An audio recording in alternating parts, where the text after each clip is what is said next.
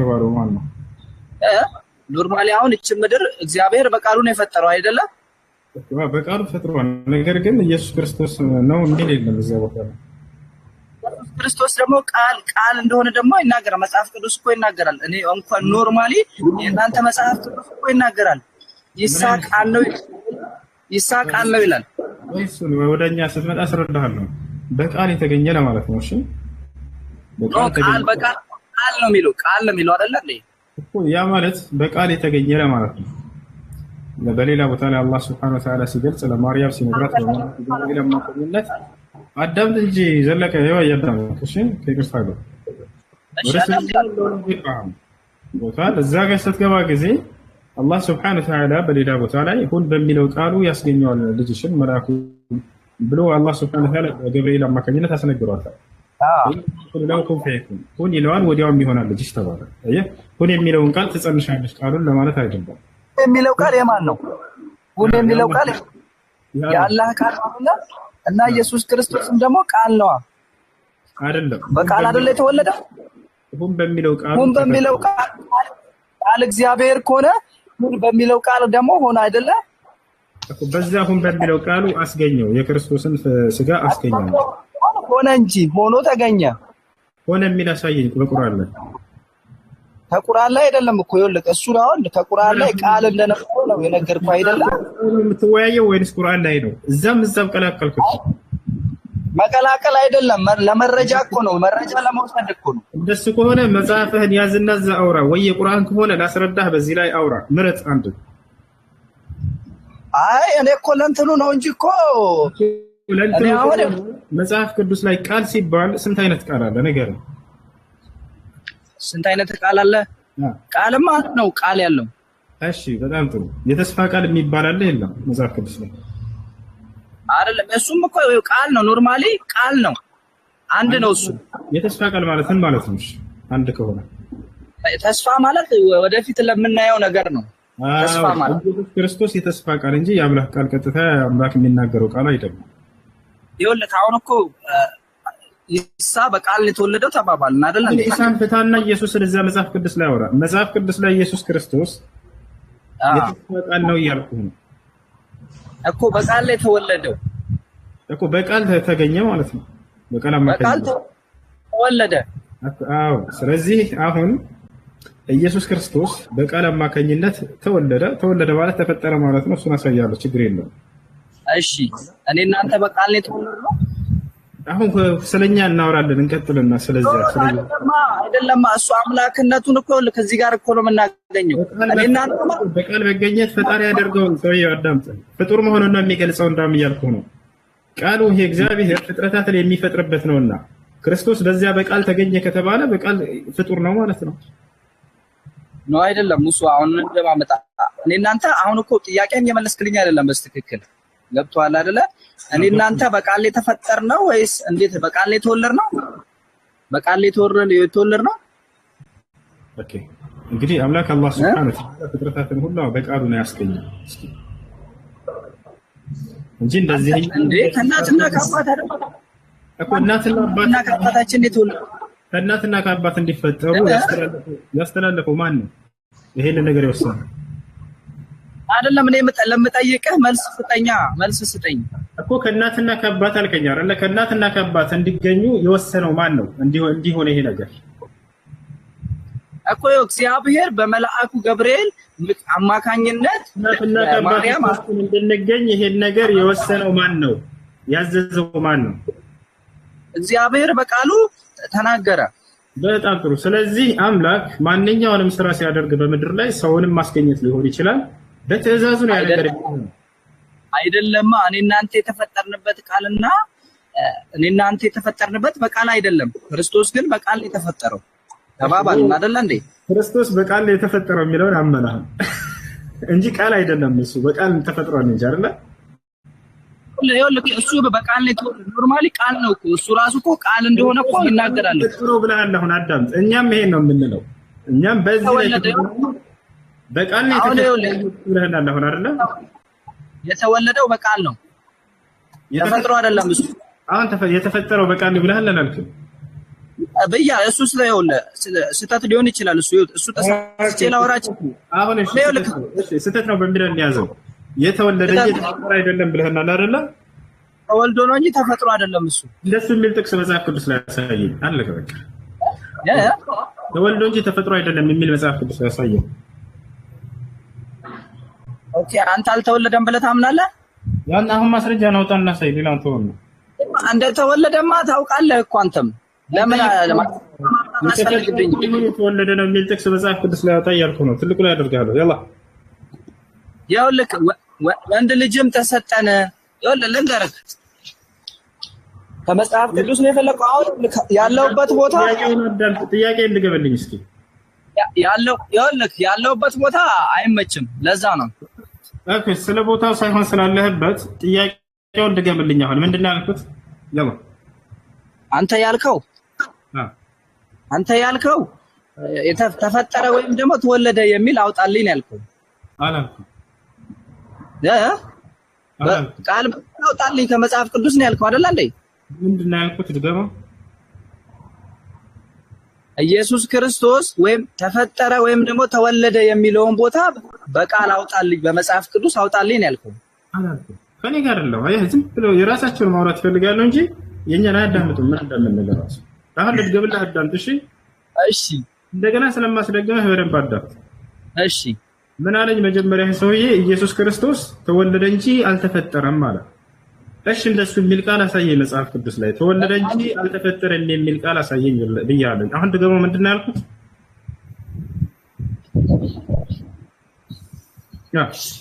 እሱ ይኸውልህ አሁን እኮ እኔ አሁን እየጠየቅኩ ነው አይደለ? ጥያቄን እንድትመልስልኝ ነው ፈልገው። አንተ እኮ መልሰኝ አልፈለክም። ይሄ ጥያቄ አይደለም፣ ሙግት ፈለክ አንተ። እኔ ላስረዳህ ነበር።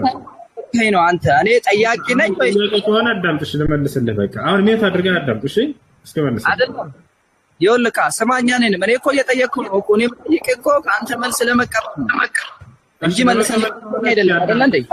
እሺ አዳምጥ። እሺ አሁን አንተ ምንድነው እሱ ልጅ እንትን ያለው ትንሽ አልገባው። ኢየሱስ ክርስቶስ ተወለደ እንጂ ተፈጠረ አይደለም። ተወለደ ከተባለ ደግሞ መፈጠርን አያሳይም እያለ ነው። ገብቶሃል አይደለ? እንደሱ ነው ያልከው አይደለ? ኖ እኔ አንተ ትርጉም የሰጠው ትርጉም በራስህ መንገድ ሊሆን ይችላል። እንደዛ ትርጉም አልሰጠሁትም። አንተ በራስህ መንገድ ልትሰጠው ትችላለህ። እኔ በዚህ መንገድ ምንድን ነው ያልከው አንተ? ንገረኝ። ኢየሱስ ክርስቶስ በቃል ተወለደ ነው ያልኩት። እሺ ኢየሱስ ክርስቶስ በቃል ተወለደ የሚለው የቱ ጋር ነው ያለው? ነገርኩህ እኮ ይኸውልህ ዮሐንስ 1:1 አልኩህ እኮ እሺ ኢየሱስ አልነበረ በቃል ተወለደ የሚለው ነው። እባክህ አሁን አንዴ አዳምጥ። ተራሮች ተቀምጠው አንብብ ከፈለክ ዮሐንስ 1:1 ላይ አውጣ። ዮሐንስ 1:1 ላይ አውጣ። እሺ ተወለደ ማለት ተፈጠረ ማለት ነው። ተወለደ ማለት ተፈጠረ ማለት ነው አይደለም? እኔ ኔትወርኩ እያስቸገረኝ ነው። በደንብ አይሰማም። ተወለደ ማለት ተፈጠረ ማለት ነው አይደለም? እኮ ይኸውልህ አሁን እኮ አንተ ይኸውልህ እኔ እናንተ ማለት ነው እኔ እናንተ ተፈጥረን ነው፣ እሱ ግን ተወልዶ ነው። በጣም ጥሩ። እሺ አልኩህ። ይሄ አመንኩልህ። በቃ ተወለደ ማለት ተፈጠረ ማለት አይደለም ማለት ተወለደ ማለት ተፈጠረ ማለት አይደለም ማለት አይደለም። አዎ አይደለም። አመሰግናለሁ። አሁን በቃ ዝም በልና አሁን ይሄን ጥቅስ ታብራራለሽ። ቆይ አዳም በቃ ያው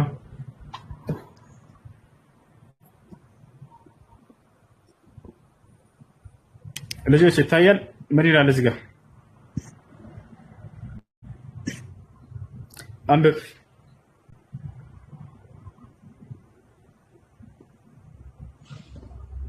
ጌታ ሆይ ና አንብብ።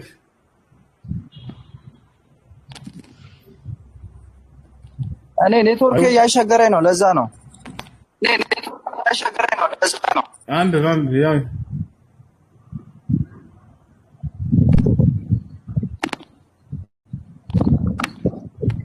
ጠንክር።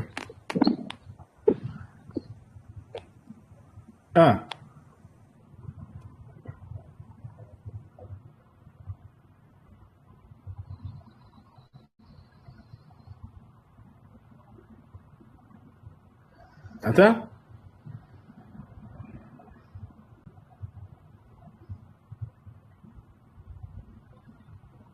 አታነብም እንዴ? እሺ ለማንኛውም እንድትረዱ ሌሎች እነዚህ ሰዎች ምንድነው የሚለው ኢየሱስ ክርስቶስ ተወለደ እንጂ ተፈጠረ አይደለም አሉ። እንዲህ የሚል ቃል አለው የመጽሐፍ ቅዱስ ላይ የለም። እሺ እንዳው ተወለደ የሚለው ተፈጠረ ማለት አይደለም የሚለውን እንቀበላቸውና ቀጥታ እዚህ ጋር እንምጣ። ተራሮች ሳይወለዱ ይላል። ሳይወለዱ ማለት ምን ማለት ነው? ሳይፈጠሩ ማለት ነው አይደለ? አይ ተራሮች አልተፈጠሩም ተወለዱ ተባለ እንጂ አልተፈጠሩም ብል ያስኬዳል? ይሄ ፍጹም አያስኬድም። አያችሁ፣ መወለድ ማለት መፈጠር ማለት እንደሆነ እዚህ ጋር ያስረዳቸዋል። ተራሮች ሳይወለዱ ምድርም ዓለምም ሳይሰሩ ከዘላለም እስከ ዘላለም ድረስ አንተ ነህ ይላል። ይሄን ይመስላል። እሺ ያሬድ አለ?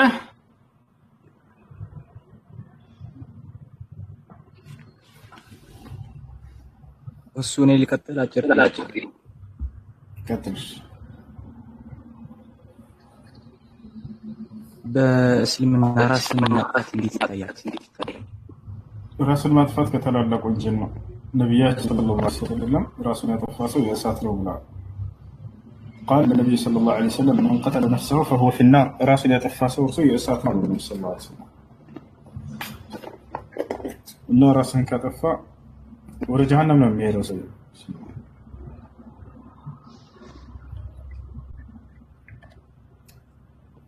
እሺ አላህ እንትን እድሜ እንዲያሳጥርልኝ ዱዓ ማድረግ ምናምን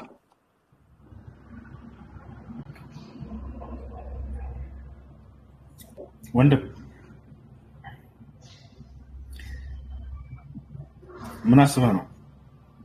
ለማንኛውም ምድር ላይ ማንኛውም ምንም አላሰብኩም ለማወቅ ያህል ነው። ነቢያችን ሰለላሁ ዐለይሂ ወሰለም ሐዲስ ብለዋል። እንግዲያውንስ قال النبي صلى الله عليه وسلم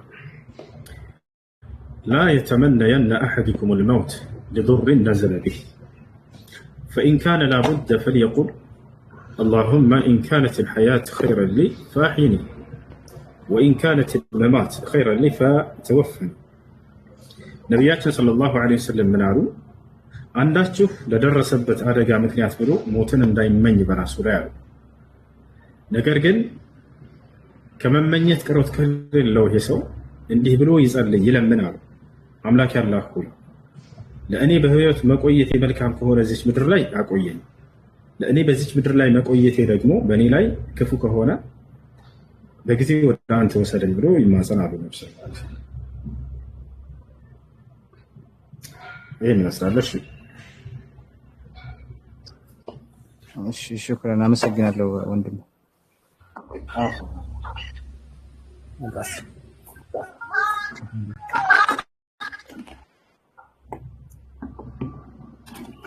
እሺ ጥያቄ ያላችሁ መቀጠል ትችላላችሁ።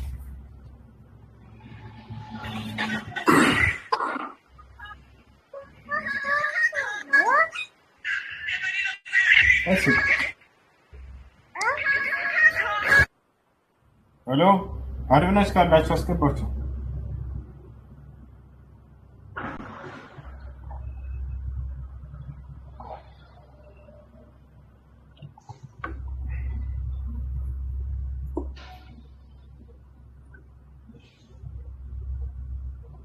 አድሚኖች ይሰማል?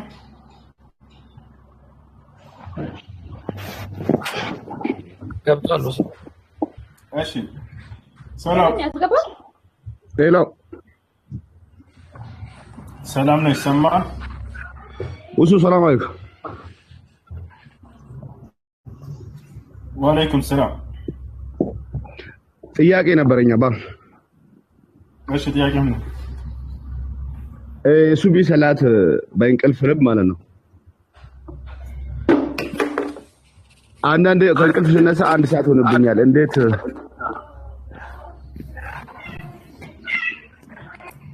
እሺ የሱብሂን ሶላት እንዲሁም ሌሎችንም ሶላቶች ጊዜያቸውን ጠብቃችሁ መስገድ አለባችሁ። እንዳጋጣሚ ያለፈበት ሰው በእንቅልፍ ምክንያት የትኛውም ሶላት ሊሆን ይችላል። ምን ማድረግ ያለበት ከተባለ ነቢያችን ሰለላሁ ዐለይሂ ወሰለም ምን አሉ?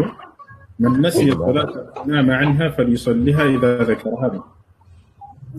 ሶላትን ረስቶ ያለፈበት ወይንም ደግሞ በእንቅልፍ ምክንያት ያለፈበት ሰው ባስታወሱ ሰዓትና በተነሳ ሰዓት ይስገድ ብለዋል። ስለዚህ ፀሐይ ወጥቶ ብትነሱም ራሱ አይ ፀሐይ ወጥቷልና የሱብሂ ጊዜው ስላለፈ አልሰግድም እንዳትሉ፣ በተነሳችሁበት ሰዓት ስገዱ። እሺ ሰውየው በዚያ ወንጀለኛ ይሆናል ወይ? ወደ አውቆ ካልሆነ ወንጀለኛ ይሆናል። አውቆ ግን የአዛን ድምፅ እየሰማ ቆይ አሁን እሰግዳለሁ እያለ የሶላትን ሰዓት ፀሐይ እስኪወጣ ድረስ ቢያሳልፍ ይሄ ነው ወንጀለኛ የሚሆነው። ረስተው ከሆነ ግን ወይንም በእንቅልፍ ምክንያት ከሆነ አይጠየቅበትም። ሰው ልጅ ይሄ በእጁ የሆነ ነገር አይደለም። እሺ በዚህ በጣም እናመሰግናለን። እሱ አሰላሙ አለይኩም ወራህመቱላሂ ወበረካቱ። አለይኩም ሰላም። እኔ በአጋጣሚ ጥያቄ ነበረኝና ስለ ውሻ ነበረ። ስለ ውሻ ንጽህና እና እንደ ሰው ቤት ውስጥ ያደገች ውሻ አለችና ማለት በቃ እንደ ሰው ነው ከመታቀፍ ከሰው ጋር እንትን ማለት የምትፈልገውና ውሻ ነጅስ ናት፣ ነጅስ አላት የሚባል ነገር አለና እንዴት ነው የሚታየው? ማለት እሷንስ አያስከፋትም ወይ ቀርቦ መራቁ? እሺ ውሻ ብቻ ሳይሆን አንዳንድ ፍጥረታቶች ሰው ነው ከሱ የሚነጅስ ነገር አለ እኮ።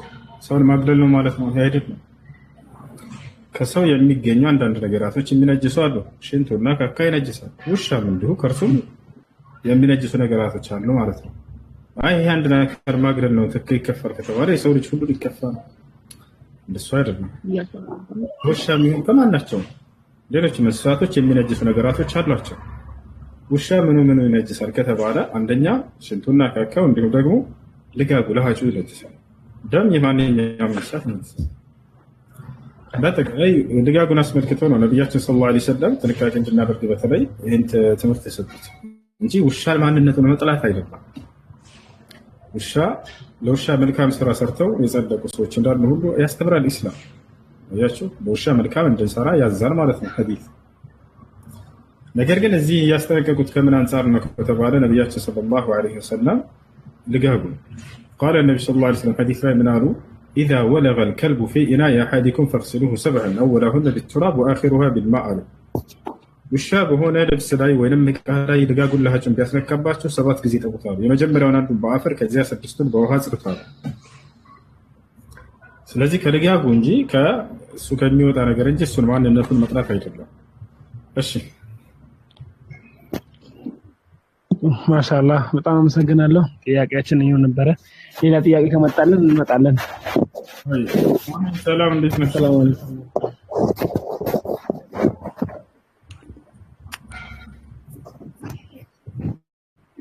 እሺ ይሰማሻል? አሜን። ወይ ሰላም ነው፣ እንዴት ነህ? ሰላም ደህና ነሽ? እግዚአብሔር ይመስገን አለን። ጥያቄ አለኝ።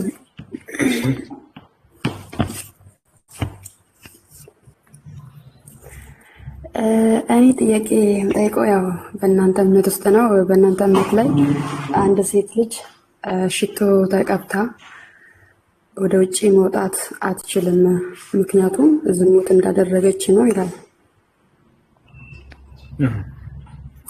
እና በቤት በባሏ ብቻ ነው እንጂ ውጪ ላይ ሽቶ ተቀብታ መውጣት አይቻልም። ለምንድን ነው እሱ? ማለት አንደኛ ያው ተከናንባ ነው የምትወጣው፣ ግን ለምንድን ነው ሽቶውን ምን አገናኘው ከዝሙት ጋር? እሺ አንድ ሰው እንግዲህ ሴት ልጅን ለክፉ ነገር ሲመኝ ወይም ሰይጣን በወንድ ልጅና በሴት ልጅ መካከል ስራውን ሲሰራ በሴት ልጅ ላይ ውበቷን ይሁን ጠረኗን ያንን ተውባና ተቆነጃጅታ በምትወጣ ጊዜ ሰይጣን ስራውን ይሰራል አይደል? ጥሩ ሽታ ያላት ሴትና ምንም ሽታ የሌላት ሴት ወይንም ደግሞ ለመጥፎ ጠረን ያላት ሴት እኩል አይደለም። ምንድነው ከየት ነው ይሄ ጥሩ መዓዛ የሚመጣው ብሎ የሰው ልጅ ይሳባል። የዛኔ ያችን ልጅ እንዲህ እንዳይ ይጋበዛል። በዚህ ነገር ሰይጣን የዛኔ ስራውን ይሰጣቸዋል አይደል? ከዚህ አንፃር እንጂ ሴት ልጅ ሽቶ እንዳትቀባ የሚከለክል አይደለም። ሐዲሱ ምን ይላል? ያነሳሽው قال النبي صلى الله عليه وسلم أيما امرأة خرجت من بيتها متعطرة ليجد ريحها الأجانب فقد زنت. ዝሙት ሰራች ሲባል እዚህ ቦታ ላይ ያንን ትልቁን ዝሙት አደረገች ማለት ሳይሆን ወደ ዝሙት ሰዎችን መራች ማለት ነው። አውቃ ሆን ብላ ተቆነጃጅታና ተውባ ሴት ልጅ በምትወጣ ጊዜ ወንድ ልጅ እዛኔ ሲያይ ለመጥፎ ነገር ያስባል፣ ይመኛል አይደለ? እቺ ልጅ አቋሟ ይላል፣ ጠባብ ልብስ ለብሳ እቺ ልጅ ሽታዋ ጠረኗ እንዴት ነው ደስ የሚለው የሚማርከው ይላል። ቀስ ብሎ ለምን አላናግራትም ይላል። ከዚያስ እንኳን ይከበራል። ከዛ ልንቀጣጠር ይላል።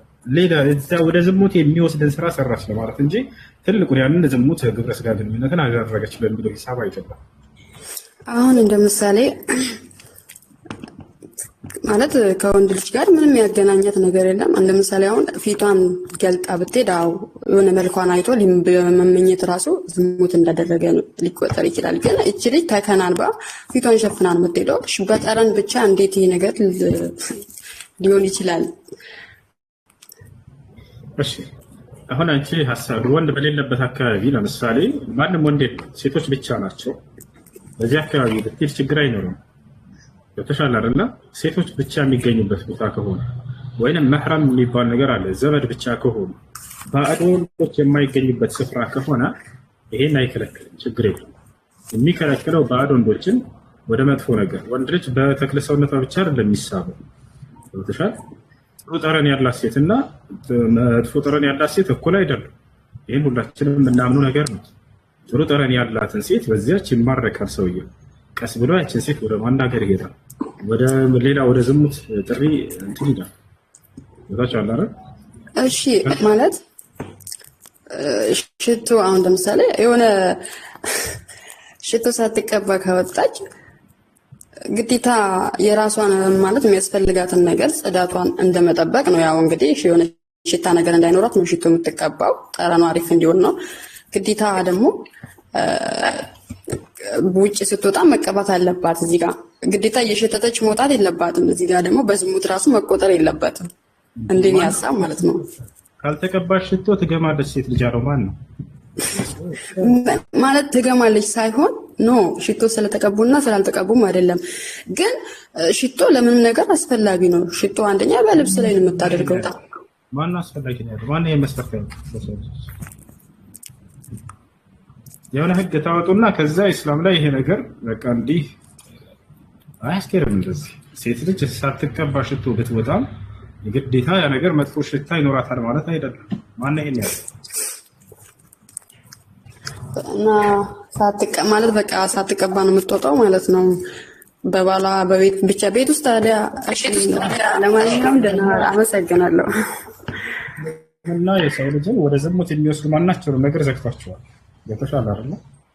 ይሄ ነው እስልምና ዝሙትን ብቻ አይደለም የከለከለው። የሚገርማቸው ሌሎቹን ኃጢአቶች አላህ ሱብሓነሁ ወተዓላ ሲገልጽ አትስሩ አትስሩ አትስሩ እያለ ነው የገለጸው። ዝሙትን መግለጽ ሲፈልግ ግን አትስሩ አይደለም ያለው፣ አትቅረቡት ነው ያለው። ማንኛውም ወደ ዝሙት የሚያቃርቡ ነገራቶችን እየጠቀሰ ደግሞ እያንዳንዳቸውን እነዚያን ወደ ዝሙት የሚያቃርቡ መሆናቸውን እየገለጸ ከለከላቸው። ለምሳሌ ሴት ልጅ ተቆነጃጅታ ተውባ መውጣቷ ያንን በሚያይ ጊዜ ሰውየው ወደ መጥፎ ነገር ይማረካል። ልክ እንዲሁ በጣም ደስ የሚል ሽቶ ጠረን ተቀባብታ መውጣቷ አሁንም ባዕድ ወንድ ወደ መጥፎ ነገር እንዳይሄድ የሚከለክል ቦታቸው አለ አይደል? ይህ ነው እንዳውም ይህ ኢስላም በጣም የሚወደስበት ነገሩ ነው።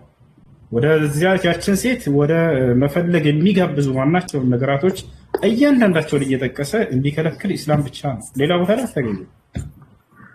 ሌላ ቦታ ላይ አታገኙም። ባለከች መሰረት መጽሐፍ ቅዱስ ላይ ምናልባት ዝሙትን አትስሩ ታገኝ ትችላለች። ወደዛ የሚወስዱ ነገራቶችን ግን እንደ ኢስላም እያንዳንዳቸውን እየጠቀሰ እነዚያን ዝግትግት ያደረገ የትም የለም ኢስላም ብቻ። እሺ ዝሙት የእርሱ ደግሞ ዝሙት ቀጥታ ዝሙት እንዳልሆነ ነግሬሻለሁ። ወደዚያ ነገር መራች ለማለት እንጂ ወደ ዝሙት የሚወስድ ማንኛውንም ነገር የመራን ሰው ያንን ለመግለጽ እንጂ ሰውየው ግብረ ስጋ ግንኙነት ሰውየው ካልተፈቀደለት ሚስት ጋር ካልተፈቀደለት ሴት ጋር ህጋዊ ባልሆነ መልኩ የሚያደርገው ግብረ ስጋ ግንኙነት ዝሙት ይባላል። ያንን እንዳደረገች ነው ማለት አይደለም እኮ ገባኝ። መመኘት ራሱ እንደ ዝሙት እሱ እናውቃለሁኝ። ግን እኔ ማለት ጥያቄ የፈጠረብኝ የሽቶ ነገር ሽቶ ቀጥታ ወደ ውጭ መጣፍ አልችልም። መመኘት ማለት ኦኬ፣ በጣም ጥሩ መጣሽ። መመኘት ዝሙት እንደሆነ አውቃለሁኝ አልሽ። መመኘት እንዲመኝ የሚያደርጉ ነገራቶች አሉ የሉም? እኮ አሉ። ግን በሽቶ የምታረገው ከውጭ ነው ማለት በልብሷ ላይ ነው የምትቀባባው። የሆነ መልኳ የሆነ በቃ አለ አይደል ወንዶች የሚማረኩበት ባዩት ሴት ላይ የሆነ ነገር ሊማረኩበት የሚችለው ክፍት አርግታ በምትሄድ ሰዓት ላይ አዎ በሱ በኩል ሊማረኩባት የሆነ ነገሯን ሊመኙ በዛ ሰዓት ኖርማል ምኞት ዝሙት ነው። ግን በሽቶ እንዴት የሰው ልጅ ዝሙት እንዳደረገ ሊቆጠር ይችላል? እሺ አንዴ በዝሙት እንዳደረገ ይቆጠራል እያልሽ እየደጋገምሽው ነው። እኔም እሱን አይደለም እያልኩ እየደጋገምኩ ነው። አውቀሽ ይመስላል። ችግር የለውም። በሱ ከመጣሽ መመኘት ዝሙት ነው ብሎ የተናገረው መጽሐፍ ቅዱስ ቀጥታ ዝሙቱን ሰራ ለማለት ነው? ኖ ሰራን አይደለም፣ ግን በቃ እንደተሰራ ነው መመኘት ራሱ የሰውን ማለት የራስ ያልሆነን ሰው መመኘት ቀጥታ ዝሙት አድርጓል ማለት ነው ሰውዬው አይደል? በዛ መተረጀ ወይስ ወደ ዝሙት የሚወስድን ነገር ያንን ነገር መፈለጉን ለመግለጽ ያው እንዳደረገም መቁጠርም ይቻላል። ምክንያቱም የሆነ ተመኘ ማለት እንደሱ ብሎ የፈታልሽ ማን ነው? እንዳደረገ ይቆጠራል ያለሽ ይሄ የራሴ ፍቺ ነው። ዋና መቼ እንግዲህ ባጭሩ ኢስላም ዝሙትን ብቻ ሳይሆን ወደ ዝሙት የሚወስዱ ሴት ልጅን እንትን በቃ ተቆነጀርታና ተውባ ልክ እንዲሁ ጥሩ ማንነትና ጠረን ሽቶችን ተቀባብታ መውጣቷን ሌሎች ነገራቶች እንዲሁ ሰውነቷን ቅርጽ እንዳታሳዩ ሁሉ ሌላ በርካታ ሐዲሶችን ተናግረዋል ነብዩ ሰለላሁ ዐለይሂ ወሰለም። እንዳለ ሰው ወንድ ልጅ ሴት ልጅን ሊመኝባቸው የሚችሉ ነገራቶችን ሁሉ እያንዳንዳቸውን እየጠቀሰ ተናግሯል። ተፈርቻለሁ። ከነዚያ መካከል ለምሳሌ ሰውነቷን ቅርጿን የሚያሳይ ልብስ ለብሳ እንዳትወጣ ነብያችን ሰለላሁ ዐለይሂ ወሰለም صنفان من النساء لم أرهما في الجنة ولا لم أرهما في النار يعني نساء كاسيات عاريات رؤوسهن كأسملة البخت لبسوا እንዳለበሱ የሆኑ ሴቶች እያሉ ነብያችን ሰለላሁ ዐለይሂ ወሰለም ገለጿቸው። ያ ማለት የሰውነት ቅርጻቸውን ሊያሳይ የሚችል ልብስ መልበስ እንደሌለባቸው ይገልጻል። ለምን ከተባለ ወደ ዝሙት የሚመራ ነገር ስለሆነ። አሁንም ልክ እንዲሁ ይሄን ነገር ተጋብታ መውጣቷ ወንድ ልጅ በሽቶ ይማረካል አይማረክም? ሰው አዎ ይማረካል። ይሄን ምንም አንተ ደግሞ ሁላችንም ጥሩ ነገር ተቀብቶ ሲመጣ ጊዜ እናያለን። በዚያን ጊዜ ያንን ሽቶ ተቀብታ ያመጣችውን ሴት ዘወር ብሎ ሲያይ ጊዜ ያቺ ሴት የተዋበችና ያማረች ከሆነች ወደ መጥፎ ነገር ሰውዬ ይመራል። እንፋቻለ አይደል? የሰው ልጅ በሴት ልጅ ላይ የሚያያቸውን ነገራቶች ያ ወደ መጥፎ ነገር የሚመራው ከሆነ ያንን ኢስላም ዘክቶት ታገኛላችሁ። ከዚያም ጋር አንፃር እሺ እሱ ትክክል ነው፣ ይገባኛል። ያው ባለባበስ ሰውነትን ቅርጽ በሚያሳይ ልብሶች ምናምን እሱ ትክክል ነው። ግን ብቻ ያው ብዙ አልተረዳውም በሽቶ የመጣውን ነገር እና ኮሜንተሮቹ በጣም እየተናደዱ ነው። ቆየው መሰለኝ። አመሰግናለሁ። አልተናደዱም። ኦኬ ሽቶ የሰው ልጅ ይስባል አይስብም? መልስ እኮ እሱ ነው። አይ እንዴ ነው ሀሳብ አይስብም። እንዴት ሽቶ ሁሉም ሰው ይቀባል። እዚህ ጋር እኮ አንዷ ሴት ብቻ ቢሆን አዎ እንዳምጥሽ አዴ ደስ አንቺ የሆነ ነገር ይስበሻል አይስብሽም? ደስ ይላል የሚስብ ነገር ምን ሽቶ የሰው ልጅን የሆነ ይስባል? የሰው ልጅ ምን ደግሞ ሽቶ የሚስብ ነገር አለ አይደለም? ይስብሻል አይስብሽም? ደስ የሚል ሽቶ ማለት አዎ የሆነ ሽታውን ትስተላ ወይኔ ሽታ እንዴት ያምራል ነው እንዴት ትችላለህ? በጣም ጥሩ። ሴት ልጅ ዛሬ ያንን ተቀባብታ ስትወጣ ያ ሽቶ እንደሚስብ አመንሽ። አሁን ያንን ሽቶ የተቀባችውን አካል ዞሮ በሚያይ ጊዜ እንዴት ሰው ያ ሽቶ ለመጥፎ ነገር መመኘት ይቀራል አይቀርም? ሽቶውን ወደድኩት እንጂ ታዲያ እሷን ወይ እሱን ይመኝ አይደለም። ጥያቄ ዞሮ ማየት ይቀራል አይቀርም? ያ ነገር ጥሩ መዓዛ የተቀባ አካል ይስበኛል አልሽ፣ አመንሽ እሱን። ከዚያ በኋላ ወደ እርሷ ያንን ነገር ማን ነው ይሄን አካል የተቀባው ብሎ በሚዞር ጊዜ ያችን ሴት ያለ የዛኔ ይህ ያችን ሴት በመጥፎ ነገር ሊያስብ ይችላል። ተሻለ አይደል ማለት ያያታል፣ ግን ፊቷን ላይ አያይም። ማለት ጠረኗ ሽታውን ነው ያየው እንጂ ኦኬ። በሚዞር ጊዜ ያያታል፣ ግን ፊቷን አያያትም አይደለ? አንዳንድ ሰው እኮ ማለት አሁን ለምሳሌ የሆነ ሽታ አንድ ሰው ቢሸት እንዲህ የዞርክ ፊቷን ልትመለከት እንትን አትልም እኮ የሆነ ሽታ ወይ አፍንጫ ላይ ሊገባ ይችላል። ትከታተል። ስለዚህ ፍጹም ያያታል፣ ፍጹም አያያትም ማለት ነው። ያያታል፣ ግን ፊቷንም አያያትም። ፍጹም ከምን አስኪድ እኮ ያያታል አያትም ማለት ያያታል ግን እንኳን አያትም ማለት አሁን ለምሳሌ አንተ ተቀብተህ ባጠገቤ እያለፍክ ትንሽ ራቅ ብለህ ሊሆን ይችላል። ግዴታ ሽታውን ደስ ስላለኝ ብቻ አንተን መመኘት አለብህ። ለማንኛውም የሆነ አካል ሽቶ ተቀብቶ ካየ ማን ነው ብሎ በሚዞር ጊዜ ያያል። ይሄ በአብዛኛው የምናውቀው ነገር ነው። የዛን ያቺ ሴት ከሆነች ይሄን ነገር ተቀብታ የወጣችው ይሄ ልጅ ወጣት ከሆነ ወደ ክፉ ነገር ያችን ነገር ሌላ ነገር እንዲያስብ ያደርገዋል። ይሄ ሰውዬ ማለት ነው። በሰው ላይ በአጠቃላይ መልካምን ነገር የሚስብል ነገር እንዳይ ጊዜ ለዚያ ሰው የመማረክ ነገር ይኖራል። ሰይጣን በመካከል ስራውን ይሰራል። ወጣችኋል አይደል? የዛን ይሄ ነገር ይሄ ሐሳብ በጭንቅላት ውስጥ እንዳይፈጠር አላህ Subhanahu Wa Ta'ala ይሄንን ነገራቶች አገራቸው ዘጋቸው። ያ ማለት ግን ሙሉ በሙሉ ሴት ልጅ ሽቶ አትቀባ ማለት አይደለም። ሴት ልጅ መቼና የት መቀባት እንዳለባት ያስተምራል ይችላል። አንደኛ ከባሏ ፊትና ልክ እንዲሁ ከሴቶች ፊት ችግር የለውም፣ ከዘመዶቿ ፊት ችግር የለውም። ባዕድ ወንድ ግን ወደ ዝሙት ሊመኝ የሚችልን አካል ፊት ያንን ነገር ተቆነጃጅታና ተውባ መውጣትን ያንን ሰዎች ወደ መጥፎ ነገር እንዳይወጡ ወደ መጥፎ ነገር እንዳይሳቡ ከሚል አንጻር ይሄን የዘጋው። እሺ ኡስታዝ ወይ ሰላም አለይኩም ወራህመቱላሂ ወበረካቱ። አቡከር ሰላም አለይኩም። ወአለይኩም ሰላም ወራህመቱላሂ ወበረካቱ። ኡስታዝ እንዴት ነህ? ሰላም አሰላሙ አለይኩም ወራህመቱላሂ ወበረካቱ። ቆይ አትውጪ፣ አሚን አትውጪ፣ ቆይ ፈልግሻለሁ። አትውጪ። ለምን ወጣሽ? ተመሳሳይ አርጊመንት ለመጠቀም ፈልጌ ነበረና ለዛ ነበር ቸኩላ ወጣች። በነገራችን ላይ እኔም ኡስታዝ እሱን መጠየቅ የምፈልገው ነገር አለና ለወንድ ቀለበት ማድረግ የወርቅ ቀለበት ማድረግ የተከለከለ ነው፣ ለሴት ልጅ ግን የተፈቀደ ነው። ገብቷል? አሁንም ይሄንንም እንደዛ ከሆነ እኔም በቃ ጀስት ትክክል አይደለም፣ ወንድ ይጨቁናል ስለምንል ነው ማለት ነው ተነስቼ። ስለዚህ ለሴት የተፈቀደ ነገር ለወንድ ያልተፈቀደ ነገር የሚለው ህግጋት ነው በኢስላም አስተምሮት ማለት ነው። ሌላ ነገር የተለየ ነገር የለውም። እስቲ አንድ ኤግዛምፕሎችን ልሰጣት ነበር የፈለኩት። ይሄ አሁን ህግጋት ነው። ህግጋቱ ለምን የሚለውን ነገር ማብራሪያም አይጠበቅብንም ነበር። እኛ እንደው የሆነ የሚጫጫ ነገር አለ እኔ ጋር ነው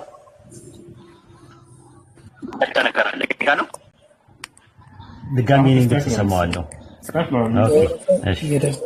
አሁንስ አሜን ሰላም ብያለሁ። እንዴት ነሽ? እግዚአብሔር ይመስገን ሰላም ነው። ሰላም ነሽ?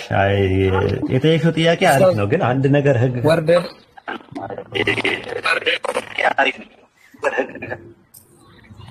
እኔ ጋር ነው ያለው ችግሩ። ወርደህ ግባ ኡስታዝ አንዴ። እስቲ ቆይ ስራ ልገባ ስለሆነ ነው። እሺ አሁንስ? እስቲ አሁንስ?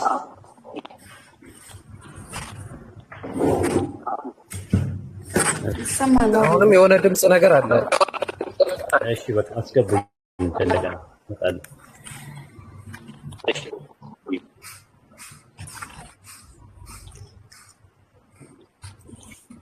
ለሁሉም ድምጽ ይቆራረጣል እንዴ? ያማ ይሰማል? አቡከር ያንተ ይሰማል? ያንተ ደግሞ ይቆራረጣል መሰለኝ። ከሌሎች ጋር አላውቅም። ቆይ እንትን ብዬ ልመለስ። ሰላም አለይኩም ሁስ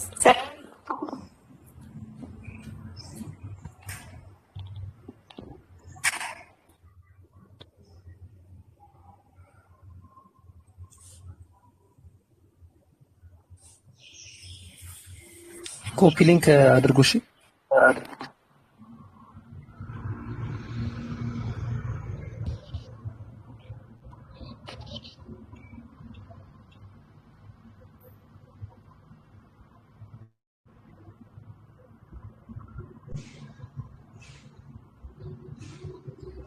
እሺ ልጆች ኮፒ ሊንክ አድርጉ። ሰላም አለይኩም። ወአለይኩም ሰላም። አንዴ ኡስታዝን እንትን ከታች ያላችሁ ሞዴሬት ያላችሁ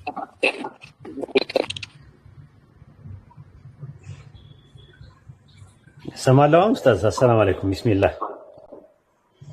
ወአለይኩም ሰላም። ይሰማል?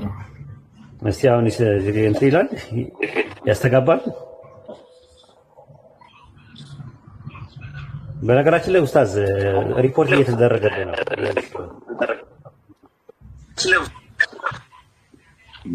አዎ ልጆች ኮፒሊንግ አድርጉ ኢንሻአላህ። ታውንም እስቲ ወደ 1 ሚሊዮን ወደ 2 ሚሊዮን ምናምን አስገቡት። ለጀማ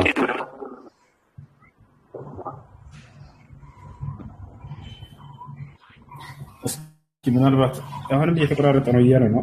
ዝም ብዬ ፍላይት ሞድ ላይ እና እንደገና መልሰዋለን።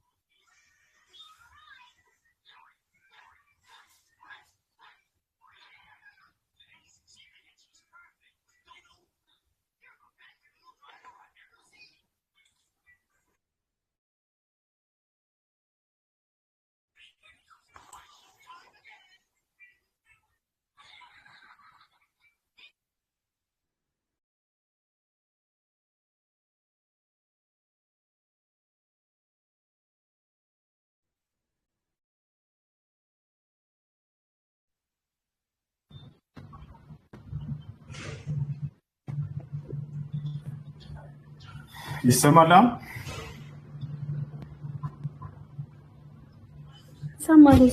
ሰማል። በቃ ከተሰማ ቀጥሎ እስኪ ምናልባት ይሄንን ቪዲዮ ልዝጋው መሰለኝ አይመስላችሁም? አይመስለኝም። ሪፖርት ነው ኡስታዝ። አሁን ኮፒ ሊንክ በደንብ መደረግ አለበት። ህዝቡ ከስራውን ከሚጽፈው ይልቅ እሱን ነገር ቢያደርግ ጥሩ ነው። ያ ጀማ እንደዛ አድርጉ።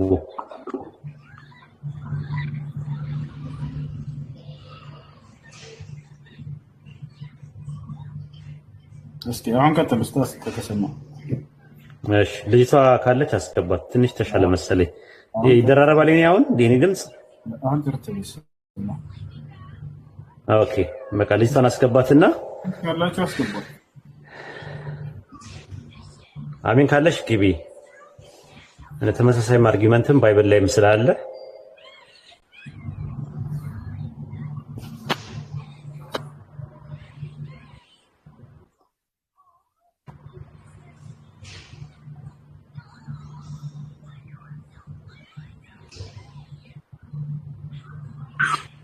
እኔ ልቀጥል እስከዛ ይቅርታ። ወይ ልጅቷ ትምጣና እናያትና ካልሆነ ትቀጥላለህ ማለት ነው። እሺ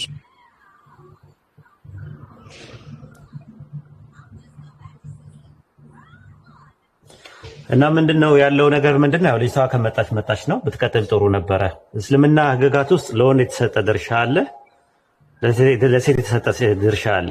ከፍ ዝቅ የማድረግ ጉዳይ አይደለም ጉዳዩ። ለምሳሌ ወንድ ልጅ የወርቅ ቀለበት ማድረግ አይፈቀድለትም በኢስላም ማለት ነው። ይሄ ህግ ነው። ህጉ ለምን ሆነ የሚለው ማብራሪያውንም መስጠትም ላይጠበቅብን ይችላል። አሁን ሽቶ ያለችው ነገር እንደተባለ ነው። ሴት ልጅ ብዙ ጊዜ ጆሮዋ ላይ ነው ችግር ያለባት ሳይኮሎጂካሊ ማለት ነው። የስነ ልቦና ምሁራን ሴት ልጅ ጆሮዋ ይሸውዳታል ይላሉ። ወንድ ልጅ ደግሞ አይኑ ይሸውደዋል፣ አይኑ ኖርማል አይደለም ይላሉ የስነ ልቦና ምሁራን። ስለዚህ ሴት ልጅ መሸፈኗ ምን ማለቷ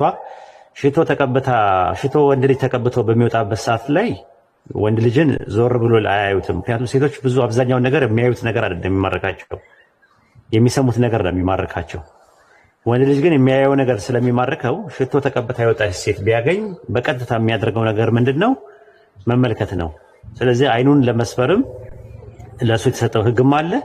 ከዛም ባሻገር ደግሞ ወንዱን ሊፈትነው ይችላል ተብሎ የሚታሰበው እነ ፀጉር የመሳሰሉት ነገሮች እንዲሸፈኑ ተደርጓል ማለት ነው። ይሄ ቢብሊካልም ኤቪደንሶች አሉት። ባይብል ላይም ሴት ልጅ እንድትሸፈን ትእዛዝ አለ ራሱ ማለት ነው። ጎዳና ላይ ስትወጣ ትሸፈን ይላል ቀለሜንጦስ ላይ። እንደዚህ አይነት እንትኖች አሉ። ርብቃም ይስሐቅን ስትመጣ አጅነቢ ነበርና ተሸፍናለች ራሱ ማለት ነው። ግን አንዳንድ ህግጋቶች ቢዮንድ አወር አንደርስታንዲንግ የሆኑ ህግጋቶች አሉ። ማለትም ከሎጂክ ያለፉ ነገሮች አሉ። አሁን ለምሳሌ ኦሪት ዘዳግም ምዕራፍ 25 ቁጥር 5ን አውጣው አውክዬ። ኦሪት ዘዳግም ምዕራፍ 25 ቁጥር 5 አንብበው ምን እንደሚል። እሺ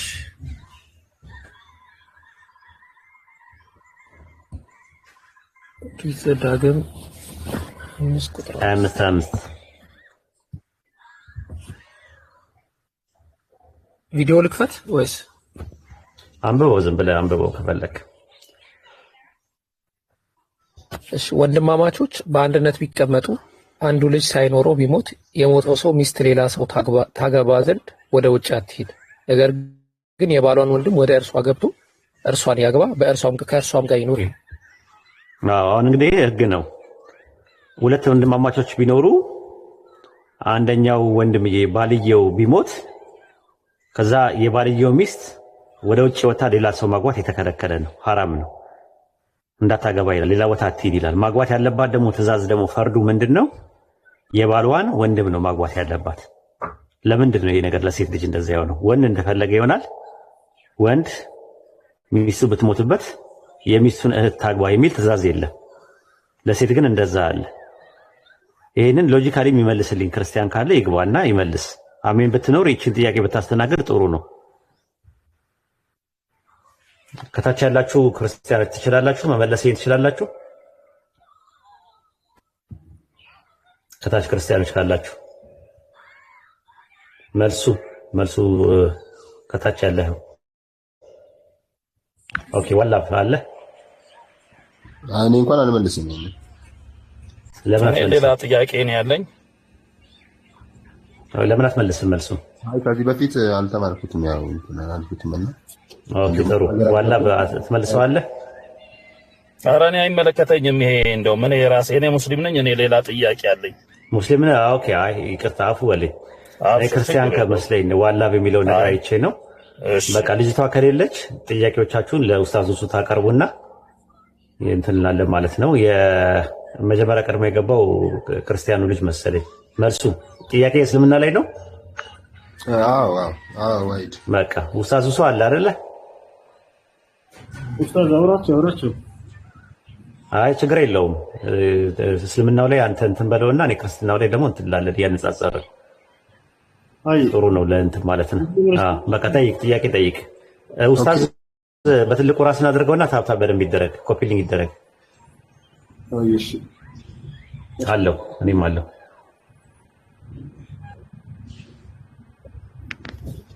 ጥያቄያችሁ ምንድን ነው ልጆች? እሺ እሱ እንትን ነበረ ስለ ተፍሲር ነበረና ይሰማል ድምጼ? አዎ ይሰማል። ተፍሲር ምንድን ነው ማለት በእስልምና አስተምሮ የግድ መቀበል ካለብን ለምሳሌ እንደ ቁርአንና እንደ ሐዲሱ መቀበል ግዴታ ያለበት መጽሐፍ ነው ወይስ ተጨማሪ ሐሳብ ነው? እንዴት ነው? አይደል የመቀበል ግዴታ ያለብን አይደለም። እንዲሁም ደግሞ ተጨማሪ ሐሳብ አይደለም። በቁርአን ላይ የሚጨምር ምንም አይነት ሐሳብ የለም። ነገር ግን እዚያ ላይ ቁርአን ላይ የሚገኘውን መብራራት የሚያስፈልጋቸውን ቃላቶች የሚፈታ የሆነ የሚያብራራ ነው። በዚህ ውስጥ ላይ ተፍሲርን ስታዩ ጊዜ አንደኛ ቃሎችን የሚፈቱ የሆኑ ተፍሲሮች አሉ። ለምሳሌ የአረበኛ ቃላቶቹ ነው ፍች የሚያስፈልጋቸው ማለት ነው። የአረቦች ሊያውቋቸው ይችላሉ። ሌላው ማህበረሰብ ደግሞ አረብ ያልሆነ እነዚያን ላይረዳቸው ይችላል። እነዚህን ቃላቶች የሚፈታ አለ። ገብታችኋል? አንደኛ እሱ ነው። ሁለተኛ ሙፈሲሮች ተፍሲር ላይ ሲያስቀምጡ ጊዜ የሰዎችን ሁሉ አነጋገር እዚያ ላይ ሊጨምሩ ይችላሉ። በዚህ ላይ አይሁዶች እንዲህ ብለዋል፣ ክርስቲያኖች እንዲህ ብለዋል፣ መከለ ሰዎች እንዲህ ብለዋል ብለው ያስቀምጣሉ። እምነታቸው ግን ምንድነው ከተባለ ቁርአን ላይ ያለው እምነት ነው። ገብቷል አይደለ? ለምሳሌ አልገደሉትም አልሰቀሉትም የሚለውን አንቀጽ ያነሳና ኢማሙ ጠበሪ ወይንም ኢብኑ ከሲር ሌሎች ወቃለት اليهود ወቃለት الناس አይሁዶች እንዲህ ብለዋል፣ ክርስቲያኖች እንዲህ ብለዋል፣ ወቃለት طائفة من الناس ከሰዎችም እንዲህ ያሉ ብሎ ሊዘረዝር ይችላል ያን ሁሉ። ነገር ግን የሰውየው ድምዳሜ የትኛው ነው ታዲያ የሚለውን ለማወቅ የቁርአን ላይ የሚገኘው ነው እምነታቸው። አይ አልገደሉትም አልሰቀሉትም የሚለው እንደ ምሳሌ ነው የሚነግራቸው። አሁን እዚህ ጋር ምን ያደርጋሉ ሰዎች ተፍሲር ላይ ይሄ እንዲህ የሚል ቃል አለ ቁርአኑ ጋር የሚጋጭ ብለው ያነሱላቸዋል። ታቻለ አይደል? ያ ተፍሲር ላይ ያለው ሙፈሲሩ ያነሳው ሰዎች እንዲህ ይላሉ ብሎ የሰዎችን አቋዋል ነው እዚያ ቦታ ላይ የሚያነሳው እንጂ የእርሱ እምነት ነው ማለት አይደለም። ያ ይሄን ያሳል አሁን ማለት ቢፈቱትም የሆነ ምንም እንትን ለውጥ አያመጣም ማለት ነው። በቁርአኑ ላይ ቢተረጉሙትም አይተረጉሙትም። ለምሳሌ የትኛው? አይ አሁን ባስረዳኝ እንደዛ ማለት ነው ወይ ብዬ ነው የጠየኩ። አዎ ያ እምነታቸው እነዚህ ሙፈሲሮች ቁርአን ላይ የተጻፈው ነው። ነገር ግን እዚህ ቦታ ላይ የተፍሲርን አጻጻፍ እየነገርኩህ ነው። ሙፈሲሮች ታሪክን ያነሳሉ፣ እስራኤልያቶችን ያነሳሉ፣ የሰዎችን እምነት በዚያ ላይ ሰዎች በዚያ ላይ ያላቸውን አመለካከት ሙሉ ያነሳሉ።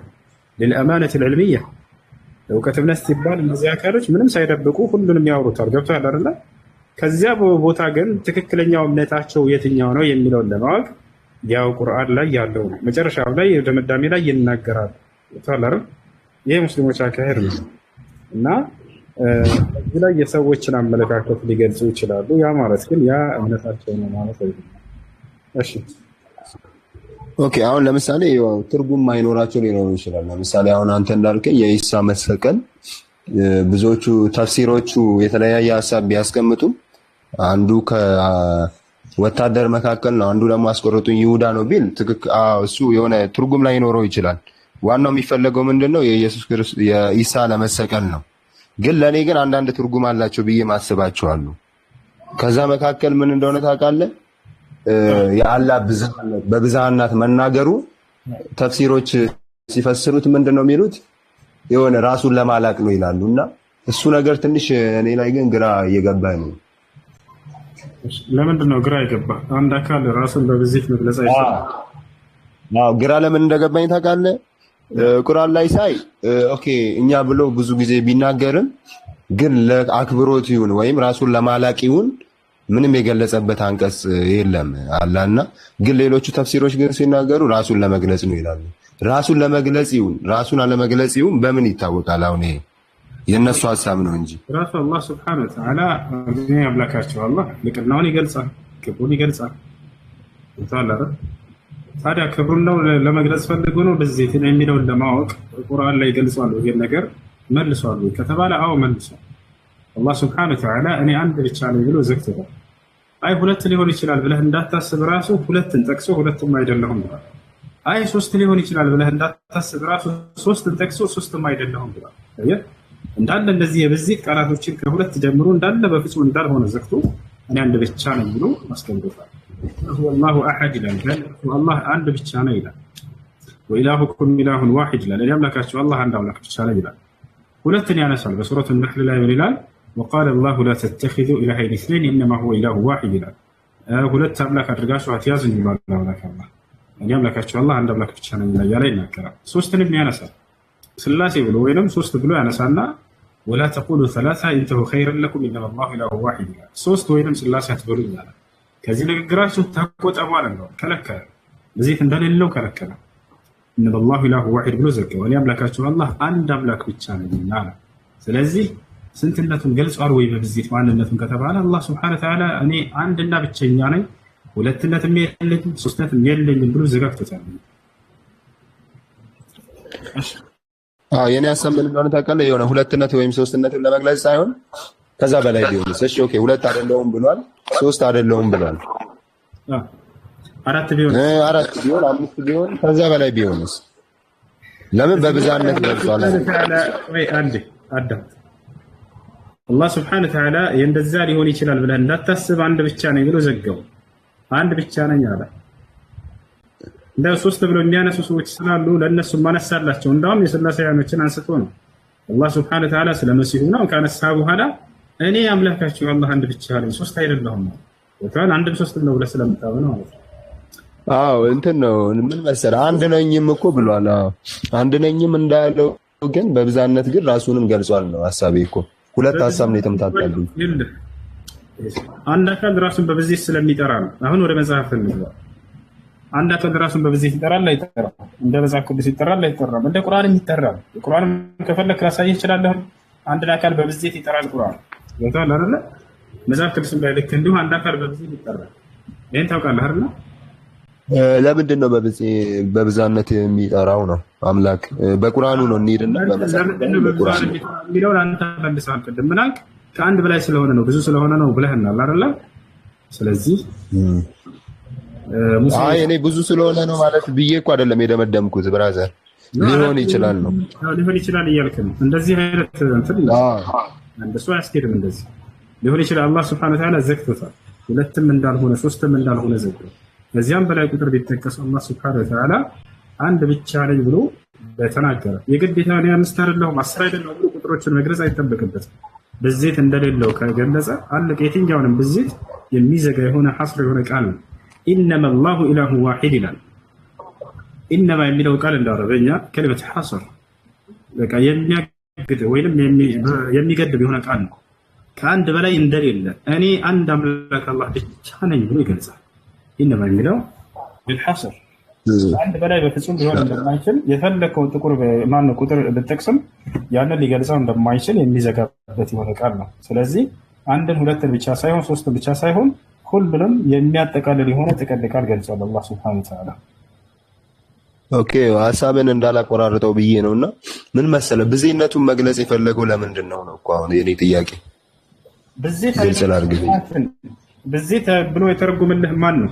እስኪ ከሙፈሲሮች ግለጽልኝ። ይሄንን እኛ የሚለው ብዜትን ለመግለጽ ነው ብሎ የተናገረ አንድ ሰው እስኪጠቅስ። ምን መሰለህ ቅድም ያው ሙፈሲሮችን መቀበል ግዴታ ስላለብኝ ቃሉን ብቻ የመቀበል ነው ግዴታ አለብኝ። አሳየኝ። ችግር የለውም። ሙፈሲሮችን መቀበል የለብኝም። ችግር የለውም። ሙፈሲር ላይ እንደሱ ብሎ የፈሰረልህ አንድ ሰው እስኪ ያው እየመለስኩልህ አይደለ? እሱ እኔ የሙፈሲሮችን መቀበልና ለመቀበል ግዴታ የለብኝም። መቀበል አይደለም አትቀበል፣ ችግር የለውም። ግን እንደሱ ብሎ የፈሰረልህ ማን ነው? በምን ፍቺ ነው ያገኘኸው? ለኔ በቂ የሚሆነው በብዜነት እሱ ራሱ መግለጹ ነው። በቂ ነው እሱ። ኦኬ። ስለዚህ ሙሴ ስንት ነው? ሌላ ጥያቄ ነው የምጠይቀኝ? ወደ መጽሐፍ ቅዱስ እዚሁ ላይ እንጂ አስረዳለህ።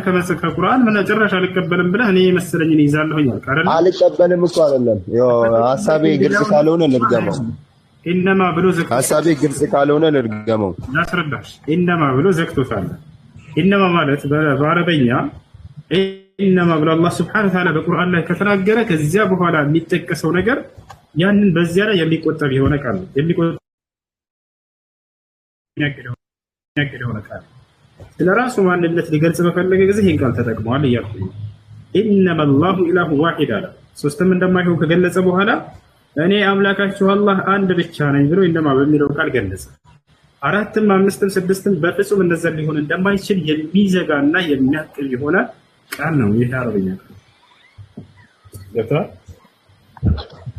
አዎ እሱ አሁንም እኮ ልክ ነህ። እና ሐሳቤ ምን መሰለህ አንድ ነኝ ብሏል እሱ። ልክ ነው ኡስታዝ አለ። አውራው እሺ ላውራው ትንሽ ላውራው። ሰላም ብያለሁ። ማን ነው ስምህ? መልሱልኝ። ይኸውልህ በእንግሊዝኛ ላይ አሁን ለምሳሌ ኤግዛምፕል ነው የምነግርህ። ዩ ስትል ምን ማለት ነው ትርጉሙ? አንተ ማለት ነው። አንተ ብቻ ነው ወይስ ምን? አሁን እናንተ ለማለት ፈልገህ በእንግሊዝኛ ምንድን ነው የምለው? አሁን እኮ የቃላት ዋይድ እኔ የምፈልገው አንተ ልመጣልህ ነው። ሐሳቤን ተረዳው ስለተረዳሁት ነው እኮ ከስር ከመሰረት። እሺ ካልፈለክ አለማውራት ይቻላል፣ ችግር የለውም። ላቆም እችላለሁ። ካልፈለክ ማለት እንትን መልሱን ያልፈለከው ነገር ይመስላል። አሁን ተፍሲር አልገለጽኩም እኔ የፈለኩት ከቁርአን ነው ብለሃል። ከቁርአን ከሆነ ደግሞ ሊንግዊስቲካል የሆነ አፕሮች ነው። ቁርአኑ የወረደው በአረብኛ ነው። ስለዚህ ሊንግዊስቲካል አፕሮች ላመጣልህ ነው። አሁን ለምሳሌ በእንግሊዝኛ አንተ ለማለት ስትፈልግ ምንድን ነው ብዬ ስጠይቅ ምንድን ነው ያልከኝ? አንቺስ? አንቺስ? ሺ ነው። እናንተስ? እንግሊዝኛ ብዙ አልችልም።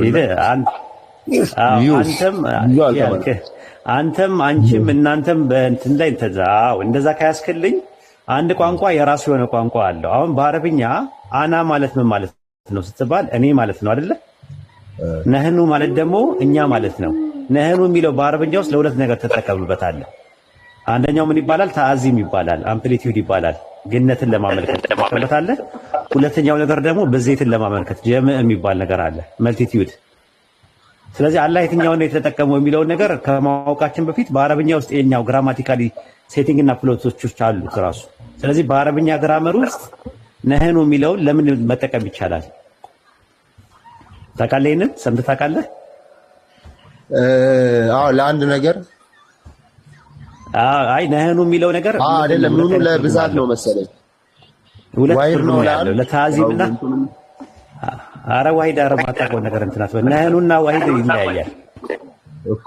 አሁን አጀክቲቭና የምትጠቀመው ያለው የደሚር ነው። እኔ ስለ ደሚር ነው ያወራው ያለሁት፣ ስለ ፕሮናውን ነው ያወራው ያለሁት። አሁን አላህ ዊ ሲል ወይም ደግሞ በአረብኛ ነህኑ ሲባል ስንት ነገር ይጠቀማል? ለስንት ነገር ይጠቀማል የሚለው ለሁለት ነገር ይውላል። አንደኛው ለግነት፣ ሌላው ደግሞ ለብዜት ነው የሚጠቀመው። አሁን አላህ ለግዝደት ነው ወይስ ለብዜት ነው? ይነፋነፋል ድምጼ ነው እያስተጋባብኝ ተቸገርኩኝ። እኔ ታብታብ አድርጉ እስቲ። ድምጼን በጣም እየሰማሁት ነው። ጋይስ እንትን ልበለ ይሰማል? አሁን ተስተካክሏል። እና እንደዛ ነው። አንድ ቃል ለሁለት ነገር የምትጠቀምበት ነገር አለ። ስለዚህ አሁን ምንድን ነው የሚነሳው ጥያቄ? አላህ በቁርአን ውስጥ አንድ እንደሆነ ተናግሯል። አንተ ብዜት ስትል የምን ብዜት ነው ያለው? የማንነት ወይስ የምንነት ብዜት ነው ብለህ ያሰብከው? አይ እሱን ነገር አላሰብኩበትም። ቆይ ወደዛ ልሄድ ነው። በቃ እሱን ነው ብለህ አሁን ይኸውልህ የምንነት እንደማይሆን ታውቃለህ። ያው አንድ ነኝ ብሏል። አንድ አምላክ ብቻ ነው ያለው ቢል ብዙ ቦታ አለ። ምናልባት አሁን አንተ ብዜት ስትል ምንነትን ከሆነ ታሳቢ ወይም አካልን ከሆነ የምታደርገው አላህ አንድ ፐርሰን እንደሆነ ብዙ ቦታ ላይ ተናግሯል። ያንን መናገሩ የምታየው ለምሳሌ ሱረቱ ጣሃ ምዕራፍ 20 ቁጥር 14 ላይ ላኢላሃ ኢላ አና ይላል። ከእኔ በቀር ሌላ አምላክ ማንም የለም ይላል። ስለዚህ እኔ የሚለው ስንት ነው? አና የሚለው ስንት ፐርሰንት ነው የሚያሳየው? አንድ ፐርሰንት ነው። በቃ አንድ ፐርሰንት ነው። አንድ ነው ካለ አንድ ነው፣ ከሌላ የለም አለ። ከኔ በቀር ሌላ አምላክ የለም ይላል። ሱረቱ ኢኽላስ ምዕራፍ 112 ቁጥር 2 ላይ ደግሞ ቁል ሁወላሁ አሐድ ይላል። ሁወ ይላል እርሱ። አየው ሲንጉላር ነው፣ ሙፍረድ ነው የሚጠቀመው። ስለዚህ አላህ አንድ ፐርሰንት ብቻ ነው። እንደዛ ከሆነ ዋናው ነገር ጥያቄ የሚነሳው ታዲያ ለምንድን ነው የሚጠቀመው ሲባል በአረብኛ ግራመር ውስጥ ነህኑ የሚለው ቃል ለሁለት ትርጉም ይውላል። አንደኛው ለግነት ነው፣ አንደኛው ለብዜት ነው። አንደኛው ተአዚም ነው፣ አንደኛው ደግሞ ጀምዕ ነው። ይሄ ነው ያለው ነገር ማለት ነው። ከዛ በኋላ የምታውቀው በምንድን ነው የምትለየው ስትል ሁለተኛ መደብ ላይ ነው። ለምሳሌ እኔ በላን ብዬ ብናገር ከሌሎች ሰዎች ከኔ ጋር ደግሞ ብዙ ሰዎች ካሉ ብዙ ፐርሰኖች ካሉ ምንድን ነው የምትለው? እንኳን በላህ ነው የምትለኝ ወይስ እንኳን በላችሁ ነው የምትለኝ? እንኳን በላችሁ። እንኳን በላችሁ ነው። ከዛ ደግሞ ለሰዎች ስትናገር ምንድን ነው? በልተዋል ነው የምትለው ወይስ በልተዋል ነው የምትለው? በልተዋል ነው የምትለው ወይስ በልተዋል ነው የምትለው? በልተዋል። በልተዋል። እኔ ለብቻዬ በልቼ አሁን በላን እንዴት ነህ ታዲያስ ምናምን ስትለኝ አለን እላለሁ በአማርኛ አይደለ? ብቻዬን ሆኜ ማለት ነው። ታዲያስ ወይ እንዴት ነህ ስትለኝ አለን እላለሁ። ደህና ነህ ስለው አዎ ደህና ነኝ ትላለህ እና አለን ትላለህ። አለን ስትል አለው በማለት ፋንታ አለን ለምንድን ነው አማርኛ ላይ የምትጠቀመው ምንም ሰው ሳይኖር? ያው እንትን ነው ታውቃለህ። አንዳንዴ ያው ይሄ ጊዜ ቋንቋዎች ምናምን ለግነት ትጠቀምበታለህ። አዎ አሁን ምንድነው ፖይንቱ? አላህ ታዲያ ለብዜት ነው ወይስ ለግነት ነው የሚለው መጠቀም የምትችለው የምታውቀው በምንድን ነው? አላህ ሁልጊዜ ስለራሱ ሲያወራ አንተ እያለ ነው የሚያወራው። አንተ በአማርኛ አንተ የሚባለው አንቱም ተብሎ አያውቅም አለ በሁለተኛ መደብ። ስለ አላህም ሲያወሩ ነቢያቶችም ምን ብለው ነው? ሁወ ነው የሚሉት፣ እርሱ ነው የሚሉት። ሁም አይሉም፣ እነርሱ አይሉም።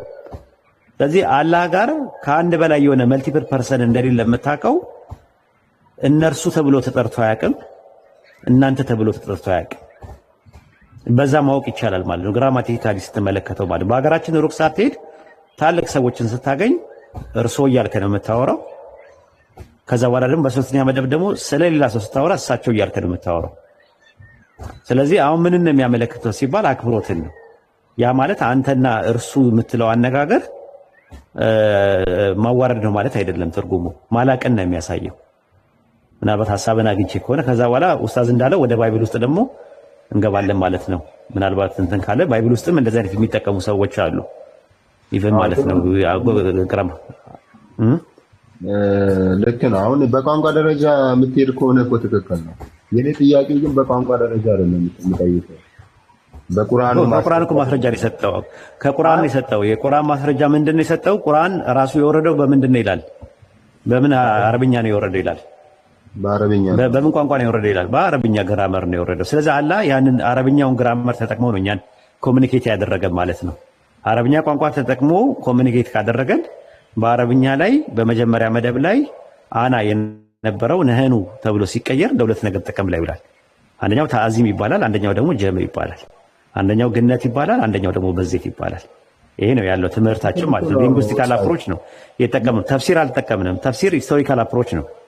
አይተህ ከሆነ ሄርሜኔቲክስ የሚባል ነገር አለ። የስነ አፈታት ጥናት ላይ ሊንጉስቲካል የሆነ አፕሮች አለ፣ ግራማቲካል የሆነ አፕሮች አለ፣ ቴክስቹዋል አፕሮች አለ፣ ኮንቴክስቹዋል አፕሮች አለ። አሁን እስካሁን ድረስ የተጠቀምነው ሂስቶሪካል አፕሮች አልተጠቀምንም። ሂስቶሪካል አፕሮች ማለት ሙፈሲሮች በዚህ ዙሪያ ላይ የሰጡትን ማብራሪያ ሰበበ ኑዙል የሚባል ምናምን ነገር አላመጣንም እስካሁን። ያመጣነው ምንድነው ሊንጉስቲካል የሆነ አፕሮች ነው። አውዱን ተመለከትን። ምን መልቲፕል ፐርሰን አለ ወይ እሱ ጋር ብለን ስንል የለም። መልቲፕል ፐርሰን ከሌለ ብዜትን ሊያመለክት አይችልም፣ ግነትን ነው የሚያመለክተው ብለን አለ። ከቋንቋ አንጻር በሀገራችን ያለው እና አንተ ብለህ የምትለውን ሰውዬ እርሶ ብለህ ስታከብረው እርሶ ትለዋለህ። አንዳንድ ጊዜ የእድሜ እኩያውም ሆነው በጣም በእውቀት የምናከብራቸውን ሰዎች እርሶ እንላለን። እርሶ እያልን እናወራቸዋለን፣ እሳቸው እያልን እናወራለን። ያ ምንድን ነው የሚያሳየው? አክብሮትን ለማሳየት እንጠቀማለን። አንተ ብቻህን ሆነ እንዴት ነህ ወሂድ ስትለኝ አለን እላለሁ። ብቻዬን ሆኜ ገባ አለን አትልም፣ አለው አትልም፣ አለን ነው የምትለው በአማርኛ ላይ። ግን አለን ስል ከበስተኋላ ማንም ሰው ከኔ ጋር የለም። እንደዚህ አይነት ነገሮች አጠቃቀሞች አሉ እና ዳንኤል ምዕራፍ 2 ቁጥር 36 ላይ ስትመለከተው ህልም የሚተረጉምለት ለናቡከደነፆር ህልም የሚተረጉምለት አንድ ሰው ታጣ ይላል። አንድ ፐርሰን ታጣ። መጨረሻ ላይ ዳንኤል ገባ። ከገባ በኋላ አንድ ሰው ተገኝቶ በንጉሱ ፊት አስገቡት። ከዛ የህልሙን ነገር ከነገረው በኋላ ምን አለ? የህልሙ ፍቺ በንጉሱ ፊት እናገራለን ያለው ወይስ እንናገራለን ብሎ ነው የተናገረው? ዳንኤል 2:36 ላይ አንብበው ወይስ አለ? ከፈለክ አንብበው፣ ግን እኔ በቃሌ ነው ነገር። ፍቺውም በንጉሱ ፊት እንናገራለን አለ። እናገራለሁ አይደለም ያለው፣ እንናገራለን አለ። ለምንድን ነው እናገራለሁ በማለት ፋንታ እንናገራለን የሚለውን የተጠቀመው?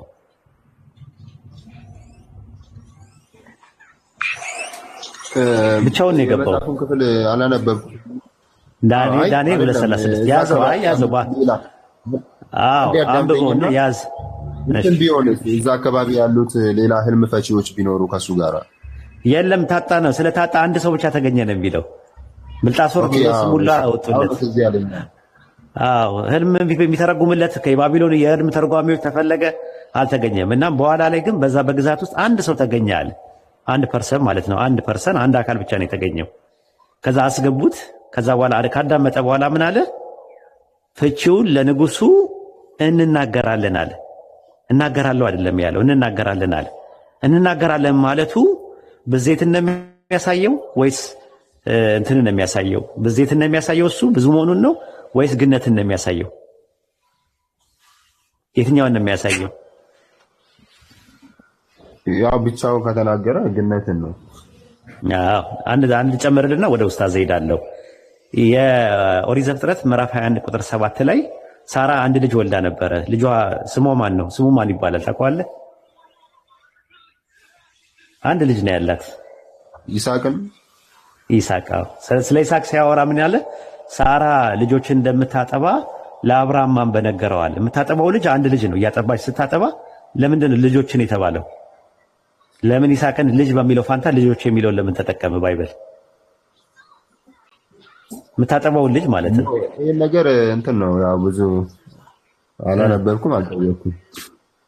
እና አለ ከጥንትም ጀምሮ አለ ለማለት ፈልጌ ነው። ኡስታዝ መቀጠል ትችላለህ። ግን ዋይድ አንዴ ላቋርጦትና ወደ ውስጡ ሳንሄድ ይሰማል አይደል? ይሰማል፣ በደንብ ይሰማል። የብዛነትን ወይም የእኛነትን በዚህ ከገለጹልኝ ማለት ነው። የአንድነትን ለምን ሌላ ትርጉም አይኖረው? ማለት አሁን ለምሳሌ የብዛነት እኮ አንድነት ይኖራል። አንድ አካባቢ ለምሳሌ ኤሰንስ ላይ ኦንቶሎጂካል ወይስ ሜታፊዚካል ላይ አንድ አካባቢ ያሉት እንደ ቋንቋ ነው የምነግረው ያሉት ብዙ ሰዎች አንድ ብሔረሰብ ሊሆኑ ይችላሉ ተብሎ ራሱ ይጠራሉ ማለት ነው። ለምሳሌ አንድ የሚለው ቃል ባይብል ላይም ቁርአን ላይም አንድ የሚለው ቃል ለብዜትም ለአንድነትም አይውልም አይደለም። እሱማ አላህ እኮ ሰዎች ሁሉ አንድ ህዝብ ነበሩ ለሚለው ቃል አንድ ለሚለው የአረብኛው ቃል የገባው ዋሂድ አብ ነው የሚለው ቃል የሚጠቀመው ሙአነስ ሆኖ ነው የሚጠቀመው። አየህ ሙአነስ ሆኖ ነው የሚጠቀመው። ሙዘከር ሆኖ ደግሞ ሲውል ደግሞ ለአንድ ፐርሰን ላይ ይውላል። ለምሳሌ 30 የሚለው ቃል ቀደም ወላ ተቁል 30 ሲል ኡስታዝ 30 የሚለው 3 ነው። 3 ለሚለው ቃል ታመርቡጣ ይጠቀማል። አረብኛ ምናልባት እሱ ስለማታውቀው ሊሆን ይችላል። ታመርቡጣ ሲጠቀም ብዜትን ለማመለከት ይመጣል። ሙፍረድና ሙአነስ ሆኖ ማለት ለምሳሌ መላእክቶች ብዙ ናቸው፣ ግን ቃሉ የሚለውን ቃለት ተብሎ መጥቷል። ለምሳሌ ቃለት ማለት ለሴት ይመስላል እንዲህ ስትመለከተው። ስለዚህ አንድ የሚለው ቃል በአረብኛ ውስጥ ለህዝብ ይጠቀምበታል። ባይብል ላይም ኦሪት ዘፍጥረት ምዕራፍ 2 ቁጥር 24 ላይ ስትመለከተው ሁለቱ አንድ ስጋ ይሆናሉ ሲል አንድ ለሚለው ቃል የሚጠቀመው ብዜትን ለማመልከት ይመጣል። ዋሂዳ የሚለውን ይጠቀማል አረብኛው ማለት ነው። ዘዳግም 6:4 ላይ ደግሞ ያለውን ደግሞ ዋሂድ የሚለውን ቃል ይጠቀማል። በአረብኛው በዕብራይስጡ ሽማ እስራኤል ያህዌ ኤሎሃይኑ ያህዌ እኻድ አለ። እኻድ የሚለው ቃል የዕብራይስጡ ቃል ለብዜትም ይጠቀምበታል፣ ለአንድነትም ለብዜትም ይጠቀምበታል፣ ለኮምፓውንድ ናውንም ይጠቀምበታል፣ ለኑሜሪካል ዋንም ይጠቀምበታል። ለሁለቱም ነው የሚጠቀምበት። እንዳው ያውዱ ይለያያል። አሁን የምትጠየቀው ቁርአን ላይ አላህ አንድ ነው ሲባል በምንድን ነው አንድ የሆነው? በማንነት ነው ወይስ በምንነት ነው የሚለውን ነገር መፍታት እንችላለን። አንተ በየትኛው ነው ብለህ የምትለው አንድ ነኝ ሲል አላህ? አንተ የገባህን ንገረን እስቲ ቁርአን ላይ።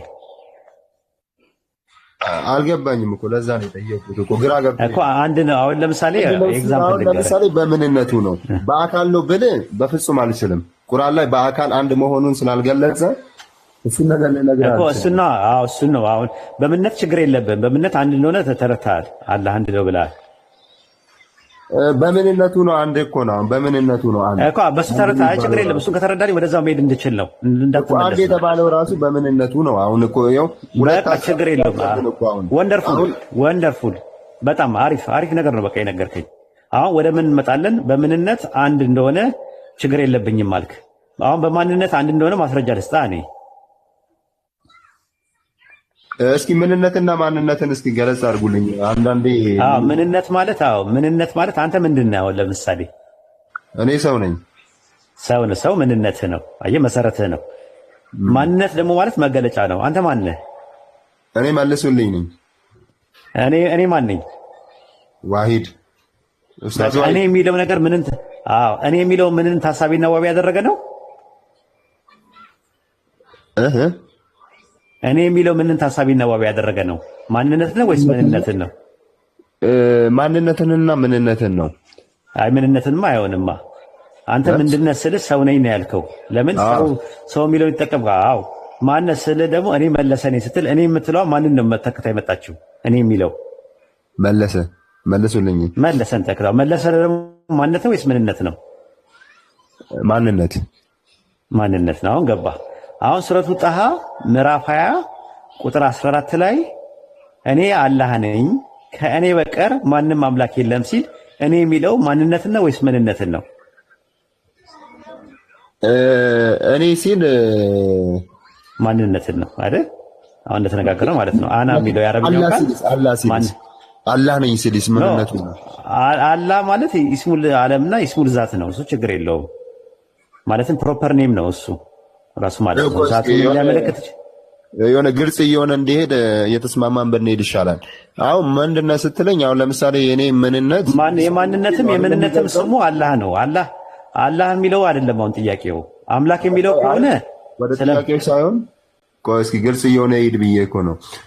ማንነት ስትለኝ አሁን ለምሳሌ እኔ ማንነት የሚገልጸው ምን ነው? አካሌን ነው ራስን አይደንቲፋይ የምታደርግበት ነገር ነው። ምንነት ከሆነ ሰው ነህ ራሱ ምንነት ከሆነ ሰው ነህ ማለት ነው። በምንነት እኔ እናንተ ስንት ነን? አንድ ነን። በማንነት ስንት ነን? ኦኬ በማንነት ስንት ነን? እዚች ጋር ነው ግራዬ። ሁለት ነን። እናንተ አንተም የራስህ የሆነ አይደንቲቲ አለ። እኔ ብለህ የምትልበት ራስን እኔ ብለህ አይደንቲፋይ ማድረግ ትችላለህ። እኔም አይደንቲቲ ማድረግ እችላለሁ። አሁን ጥያቄ የሚነሳው ምንድን ነው? እዚህ ጋር ቁጭ ብዬ አሁን ከኔ በቀር ማንም ቤት ውስጥ የለም ስል ምን ማለት ነው? ትርጉሙ ከአንተ ሌላ ሰው የለም ነው? ሌላ ተጨማሪ ሰው የለም? እንደኔ ኔቸር ያለው በቃ ሌላ ፐርሰን አለ ከኔ ውጪ ቤት ውስጥ ከኔ በቀር ማንም ቤት ውስጥ የለም ብዬ ብናገር የለም ከኔ በቀር ምንም የለም ብዬ ብናገርስ? ያው ምንም የለም ማለት ነው። ድመት ውሻ ምናምን የለም ማለቴ ነው እንጂ ግን ሰው የለም ማለቴ አይደለም አይደለ? ምክንያቱም ማንነትን አይደለም የጠየቁት ምንነትን ነው አይደል?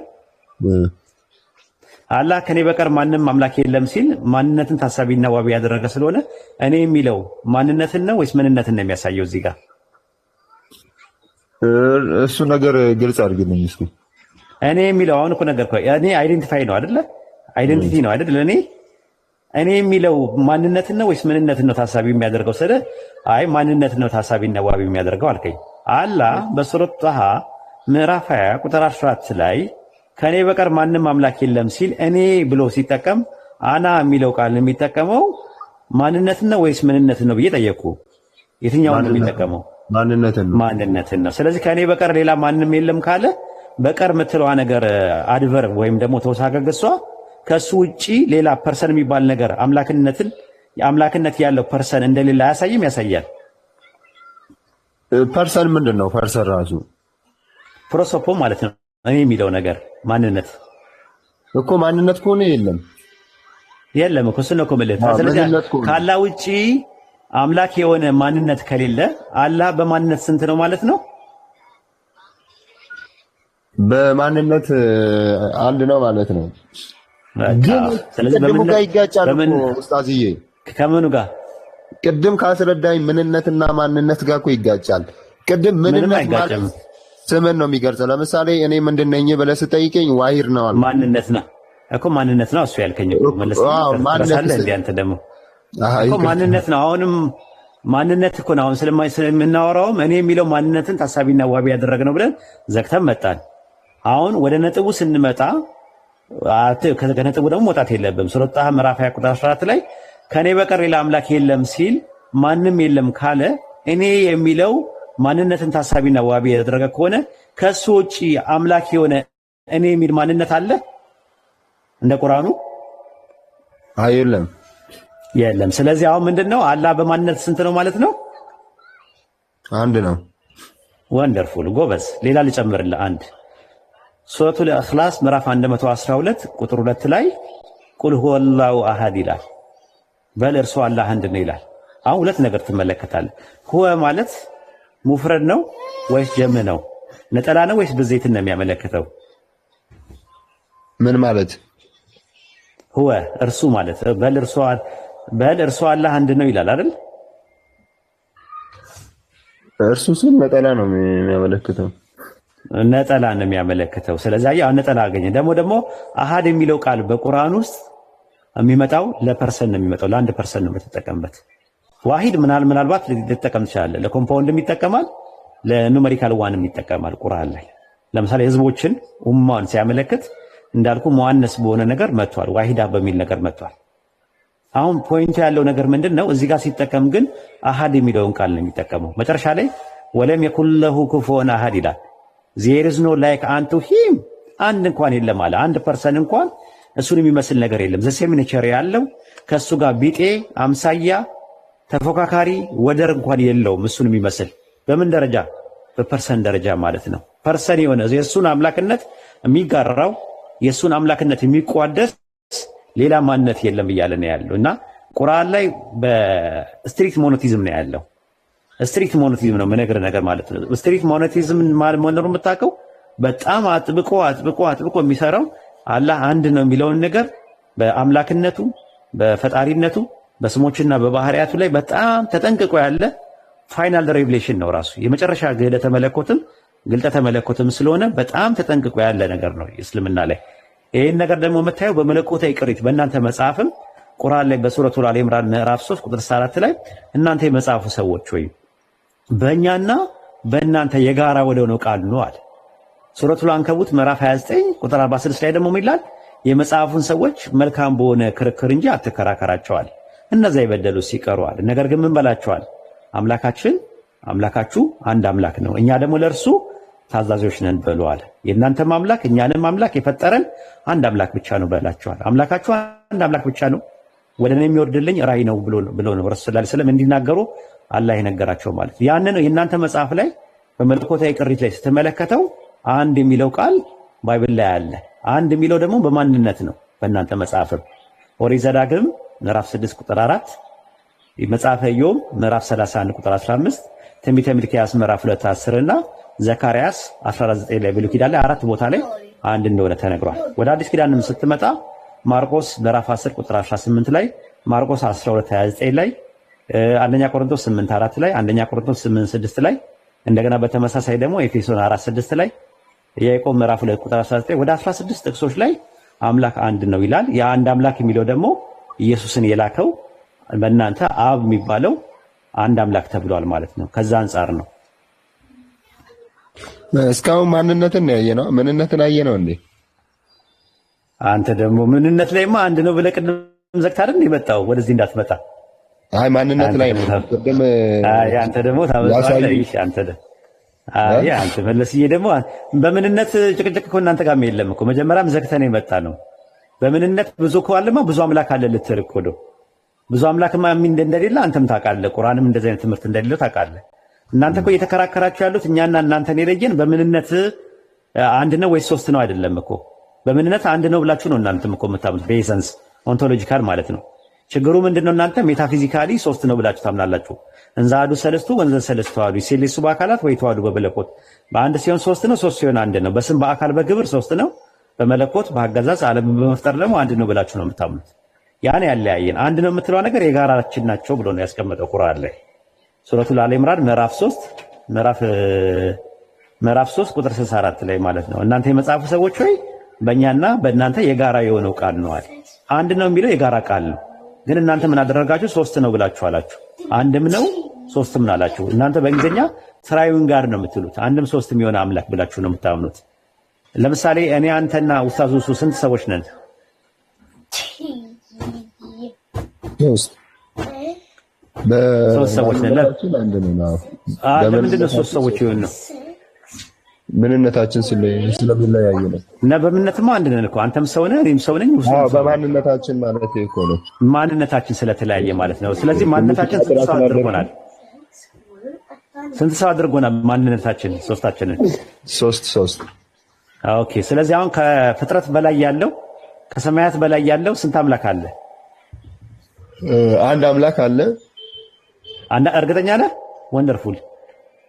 አንድ አምላክ ነው ያለው። ለምን ሶስት አላልክም? ሶስት አምላክ ለምን አላልክም? እንትን ነው አንድም ሶስትም ነው የሚባለው እኮ። አይ ሶስት ለምን አንድ አምላክ ነው ያለው? ሶስት አካል አይደለም የሚገለጸው። ስለዚህ እኔ አንተ ውሱ አንድም ሶስትም ነን። አይ እናንተማ አይደላችሁም። አይኛው ሚስጥር ነው የአምላክነትንና ይሄንን አንድ ላይ እንዴት እናምናለን? ኧረ በምንነት አንድ አይደለን እንዴ? በምንነት እኮ አንድ ነን እኮ መለስዬ እኮ በምንነት አንድ እኔም። ስለዚህ በምንነት አንድ ከሆነ ለምን አንድ ሰው ለምን አላልከንም? ለምን ሶስት ሰው አረከን? እንደዛ ከሆነ እኮ ቅድም እንደተነጋገርነውም እኮ አንድ መባል እንችላለን። ብዙ ብሔረሰብ አንድ ብለናል እኮ። አየህ ተመልከት እንግዲህ አሁን ማንነታችን ስለተለያየ ስንት የሚለው ምን ታሳቢና ዋቢ ያደረገ ነው? ማንነትን ታሳቢና አሁን ስንት ሰው ነው እዚህ ግሩፕ ላይ ያለው ብለህ ብትጠይቅ ጭንቅላት ራሱ አይቀበለውም። አንድ ሰው ነው አትልም። 2300 ሰው ነው ያለው ብለህ ነው የምትናገረው። ለምን? ያ ስንት ሰው ስትል ስንት የምትለዋ ነገር አካልን ታሳቢና ዋቢ ስለሚያደርግ ማለት ነው። አሁን ከሰማይ በላይ ከፍጥረት በላይ ሶስት አካላቶች ካሉ ስንት አምላክ ነው ያለው ስለ አንድ አምላክ ማለት አትችልም። ለምን? ስንት የሚለው ቃል አካልን ታሳቢና ዋቢ አድርገህ ሲጠይቅ 2300 ሰው ነው ያልከኝ። ትንቢተ ዳንኤል ምዕራፍ 3 ቁጥር 23 ላይ እንደዛ ነው። አናንያ፣ አዛሪያና ሚሳኤል የሚባሉ ሶስት ሰዎችን ስንት ሰዎች ነው ያለው? ተዋተ ዝም በል። ስንት ሰዎች ናቸው ያሉ አለ? ሶስቱ ሰዎች ነው የሚለው። ለምንድን ነው ሶስት የሆኑት ሲባል በአካል ሶስት ሆኖ ነው። አዎ በምንነት አንድ ናቸው። አናንያም ሰው ነው፣ አዛሪያም ሰው ነው፣ ሚሳኤልም ሰው ነው። እንደዛ ነው ያለው። አይ ቲንክ እኔ ብቻዬን እንዳላወራ በሞኖፖል እንዳልይዘው ውስታዝ አለ ውስታዝ አለ። እግረ መንገድን እዚሁ ላይ አንድ ጥያቄ ልጠይቅ። ቅድም ባልከው ላይ ችግር የለውም ጠይቅ። እንደው ይህንን በግልጽ ይቃወሙ ይሁን እንደ ቁርአን ስላሴን ተመልከ አንድም ሶስትም ነው የሚለው ነው። ሶስት ነው አትበሉ ይላል ሱረቱ ኒሳ ምዕራፍ 4 ቁጥር 171 እና አስተምሮውን በግልጽ አሁን አስተምሮ አንተ ሶስት ነው አትበሉ ይላል ነበር ስለምታውቀው እናንተ የመጽሐፉ ሰዎች ሆይ እውነትም በውሸት ምንድን እናንተ የመጽሐፉ ሰዎች ሆይ በሃይማኖታችሁ ወሰን አትለፉ ይልና አልመሲሳ ያለ መልእክተኛ ብቻ ነው እያለ ያወራና ሶስት ነው አትበሉ ይላል። የመጽሐፉ ሰዎች የሚላቸው እዛ ጋር ማንን ነው አውዱ የሚናገረው? ክርስቲያኖችን ነው ወይስ አይሁዳኖችን ነው? ያው የመጽሐፉ ሰዎች አይደለም የሚሆነ እዛ ጋር አውዱ ላይ አይሁዳኖችን አይደለም። አይሁዳኖችን ሁለቱንም አንድ ላይ የሚናገርበት አለ። ለምሳሌ ሱረቱል አሊ ኢምራን ምዕራፍ 3 ቁጥር 71 ላይ እናንተ የመጽሐፉ ሰዎች እውነትን በውሸት ለምን ተቀላቀላላችሁ ሲል ሁለቱንም ነው የሚያመለክተው። ሱረቱ አንከቡት ምዕራፍ 29 ቁጥር 46 እንዲሁም ደግሞ እንትን ላይ ያለው ሱረቱል አሊ ኢምራን 364 ላይ የመጽሐፉ ሰዎች ሲል ክርስቲያኖችና አይሁዶችን ነው የሚያስበው። ሱረቱ ኒሳ ምዕራፍ 4 ቁጥር 155 ላይ ደግሞ አይሁዳኖችን ነው። የመጽሐፉ ሰዎች ከሰማይ እንትን ያዙዋል ሙሳንም እንደዛ ብለውት ነበር ሲል እንደዛ ሲሉት የነበሩት አይሁዳኖች ናቸው። ክርስቲያኖችን አያመለክትም እሱ። ሱረቱ ኒሳ ምዕራፍ 4 ቁጥር 171 ላይ እናንተ የመጽሐፉ ሰዎች ወይ በሃይማኖት ወሰን አትለፉ እያለ ሶስት ነው አትበሉ እያለ የሚያወራው አይሁዳኖችን ነው ወይስ ክርስቲያኖችን ነው? አንዴ ላንብባት ጥቅሱን። እሺ አንብበው። 371 አቡኪ ያለ ጥቅስ የሚያወጣልን ሰው አንድ ሰው ቢኖር ደግሞ ጥሩ ነው እንዲያገዝ። አቡኪ ያለ የኢብራሂም ቤተሰብ ነው ያልከኝ? ሱረቱ ኒሳ ምዕራፍ 4 ቁጥር 171 ከኢምራን ቀጥሎ ማለት ነው። ከኢብራሂም ቤተሰብ ቀጥሎ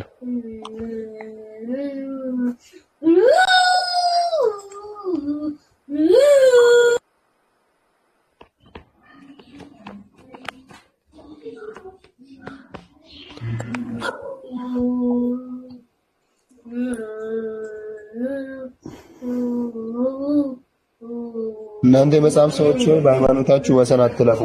እነዚህ የመጽሐፍ ሰዎች የሚለው ማንን ነው ኡስታዝ? ከአንብቦ ስታነበው ሙሉን እዛ ላይ 171 ሙሉ ስታነበው እነማን እንደሆነ ትረዳለህ በቀላሉ። በአላህ ላይም እውነት እንጂ አትናገሩ። የማርያም ልጅ አልመሲህ ኢሳ የአላህ መልእክተኛ ወደ ማርያም የጣላት የሆነውን ቃሉንም ከእርሱ የሆነውን መንፈስ ብቻ ነው። በአላህና በመልእክተኞቹም እመኑ። አማልክት ሶስት ናቸው አትበሉም፣ ተከልከሉ። ለእናንተ የተሻለ ይሆናልና አላህ አንድ አምላክ ብቻ ነው። ለእርሱ ልጅ ያለው ከመሆን የጠራ ነው። በሰማያትና በምድር ያለ ሁሉ የእርሱ ነው። መመኪያ በአላህ በቃ ይላል። ስለዚህ ልጅ ወልዷል። የመጽሐፍ ክርስቲያኖችን ነው የሚያመለክተው። ምክንያቱም ስለ አልመሲህ ያወራል። ሶስት ነው አትበሉ ይላል። አይሁዶች ሶስት ነው ብለው ያምኑ። ልጅ ይዟል ወይም ደግሞ ልጅ ወልዷል የሚሉት ክርስቲያኖች ናቸው። አይሁዶች ጋር እንደዚህ አይነት ትምህርት የለም። ኦንቶሎጂካሊ ልጅ አለው ብለው ያምኑ እነሱ። ሜታፊዚካሊ እና አናሎጂካሊ ልጅ አለው ብለው ያምናሉ። ፈንክሽናሊ ልጅ አለው ብለው ያምናሉ። ያ ደግሞ አናሎጂካል ተርም ነው በወቅቱ የነበረው ማለት ነው። አሁን ምንድነው ነጥቡ? እዛ ጋር ሱረቱ ኒሳ ምዕራፍ 4 ቁጥር 171 ላይ ያለው ስለ ክርስቲያኖች ሲያወራ ቁርአን በወረደበት ሰዓት ላይ የነበሩ ክርስቲያኖች 90% በስላሴ ያምናሉ። ስላሴያቸው ደግሞ የነሱ ደግሞ ሁለት አይነት ስላሴ ነው ያለው። ማርያማውያን የሚባሉ ክርስቲያኖች አሉ፣ ያዕቆባውያን የሚባሉ ክርስቲያኖች አሉ። ያዕቆባውያን የምትላቸው ሚኒስትሪም ክርስቲያኒቲ ናቸው። ሚኒስትሪም ክርስቲያኒቲ ምንድነው የሚያምኑት? ሶስት ነው የሚሉት። ማንን ነው? አብን ወልድንና መንፈስ ቅዱስን ነው። ያንን የቱ ጋር ታገኘዋለህ? ተፍሲሩ ኢብኑ አባስ ሱረቱ ማኢዳ ምዕራፍ 5 ቁጥር 73ን ሲፈስር የፈሰረበት ቃል ማለት ነው። እንደገና ደግሞ እዛው ላይ ደግሞ ስትመለከተው ሶስት ነው የሚሉት ደግሞ አባትን እናትና ልጅን ብለው የሚሉ አካላቶች አሉ። እነማን ናቸው? ኮላድሪያን የሚባሉ አሉ፣ ወይም ደግሞ ማርያማውያን የሚባሉ ክርስቲያኖች አሉ። ያንን ደግሞ ተፍሲሩ ጀላለይን እዛ ጋር የተወሰኑ ሴክቶች አብን ወልድንና እናትን አባትን እናትንና ልጅን የስላሴ አባላት ናቸው ብለው ያምናሉ። ሂፖስታቲስ ዩኒየን ናቸው የነሱ ወይም አቃን የሚባሉት ሶስት ናቸው። እናት ልጅና እንትን ማለት ነው። ከግብጽ ነው። ከግብጽ ስላሴ ነው የመጣው። ኦስሪስ አይሲስና ሆረስ ከሚባለው ማለት ነው። የነዚህኞቹ ደግሞ የመጣው ደግሞ ከሂንዱ ስላሴ ነው። የሂንዱ ስላሴ ብርሃማ አባት፣ ቪሽኑ ልጅና ሲባ መንፈስ ቅዱስ የሚባሉ ሶስት አካላቶች አሉ። እነዛ ሶስት አካላቶች ደግሞ አንድ አምላክ ናቸው። በምንነት አንድ ናቸው፣ በማንነት ደግሞ ይለያያሉ ብለው ያምናሉ ማለት ነው። ይሄን ይመስላል። እና ይሄ መጽሐፍ አሁን የሚቃወመው የትኛውን ነው? ሁለቱንም የአብ የወልድ የመንፈስ ቅዱስን ነው። ሁለቱንም ነው ያለው። አሁን ለምሳሌ ስትሮማን ፋላሲ ይሰራላ። አንድ ነገር ሲነገር ሲከለክል ሁሉንም ነው የሚከለክለው። ሁለት እንትኖች ግሩፖች አሉ። ሁለቱንም ነው በአንድ ድንጋይ ሁለት ወፍ ነው ቁርአን እንትን ያለው። አሁን ለምሳሌ እነዛ ሶስት አካላት የሚባሉት ብለው ቁርአን አብን ወልድን መንፈስ ቅዱስ እንዲዘረዝር ኖሮ እነዛ በማርያም እንትን የሚሉት እንትን ይላሉ ማለት ነው። በማርያም ማርያማውያን የሚባሉት ይቃወማሉ። እኛ ማናምንበትን ስላሴ ቁርአን ገለጸ ብለው ሊቃወሙ ነው። ተመልከት እንግዲህ። እንደገና ደግሞ እነዛ ስላሴ የሚባሉት አብ ወልድና ማርያም ናት ደግሞ ቢል ደግሞ የነዚህኞቹ ያዕቆባውያን የሚባሉት የስላሴ አማኞች ደግሞ ይነሱና እኛ ያላለውን ነገር አለ ይላሉ። ስለዚህ ቁርአን በደፈናው ምን አደረገ? ሶስት ነው አትበሉ አላቸው ክርስቲያኖችን፣ በወቅቱ የነበሩ ክርስቲያኖችን ሶስት ነው አትበሉ አላቸው። 90% በስላሴ የሚያምኑትን ክርስቲያኖች ሶስት ነው አትበሉ አላቸው። ስለዚህ ሶስት ነው አትበሉ ሲላቸው የጋድ ሄድ ውስጥ ያሉት ሜምበር ውስጥ ያሉት ሶስት አካላቶች እነማን ናቸው የሚለውን ነገር በአንድ ድንጋይ ሁለት ወፍ ነው የመታው።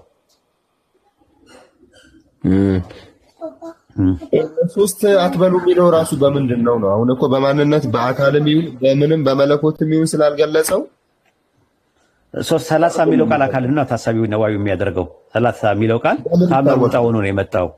በምን ይታወቃል? ጀመ ሆኖ ነው የመጣው። ቅንፍ ውስጥ የተጨመረ ነው የሚለው አማልክት የሚለው በቅንፍ ያለው ነገር ነው። እናንተ አማልክት ስለምትሉ ማለት ነው። ለምሳሌ ዘፍጥረት 1:1 ላይ በረሺት ባራ ኤሎሂም ኤታ ሸማኢም ቬታ አሬስ ይላል አይደል? በመጀመሪያ ኤሎሂም ሰማይና ምድርን ፈጠረ ይላል አይደል? ዘፍጥረት 1:1 ላይ አማልክት የሚለውን ኤሎሂም ማለት ምን ማለት ነው? ትርጉሙ ታውቀዋለህ? አማልክት ማለት ነው። አማልክት የሚለውን ለማን ነው የምትጠቀሙት እናንተ? አማልክት የሚባለው ያው ለሌሎች አካላት አማልክት አጋማኛ ዘፍጥረት አማልክት በመጀመሪያ ሰማይና ምድርን ፈጠረ ሲል ዘፍጥረት 1:1 ላይ አማልክት የሚለው ለማን ነው የምትጠቀሙት እናንተ?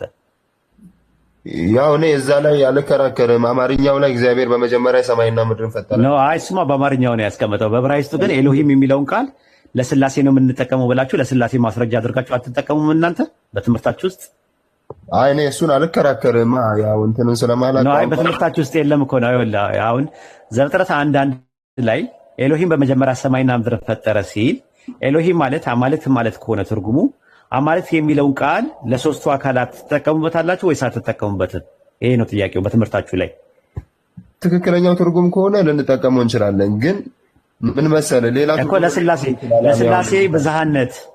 ለስላሴ ብዝሃነት አማልክት የሚለውን ትጠቀማላችሁ አትጠቀሙም ነው ጥያቄው። እሱን አንጠቀምም። ለምን ትጠቀማላችሁ እንጂ በትምህርታችሁ ላይ? የትኛው የስላሴ ትምህርት ላይ የስላሴ ትምህርት ኮርስ ነው የሚባለው?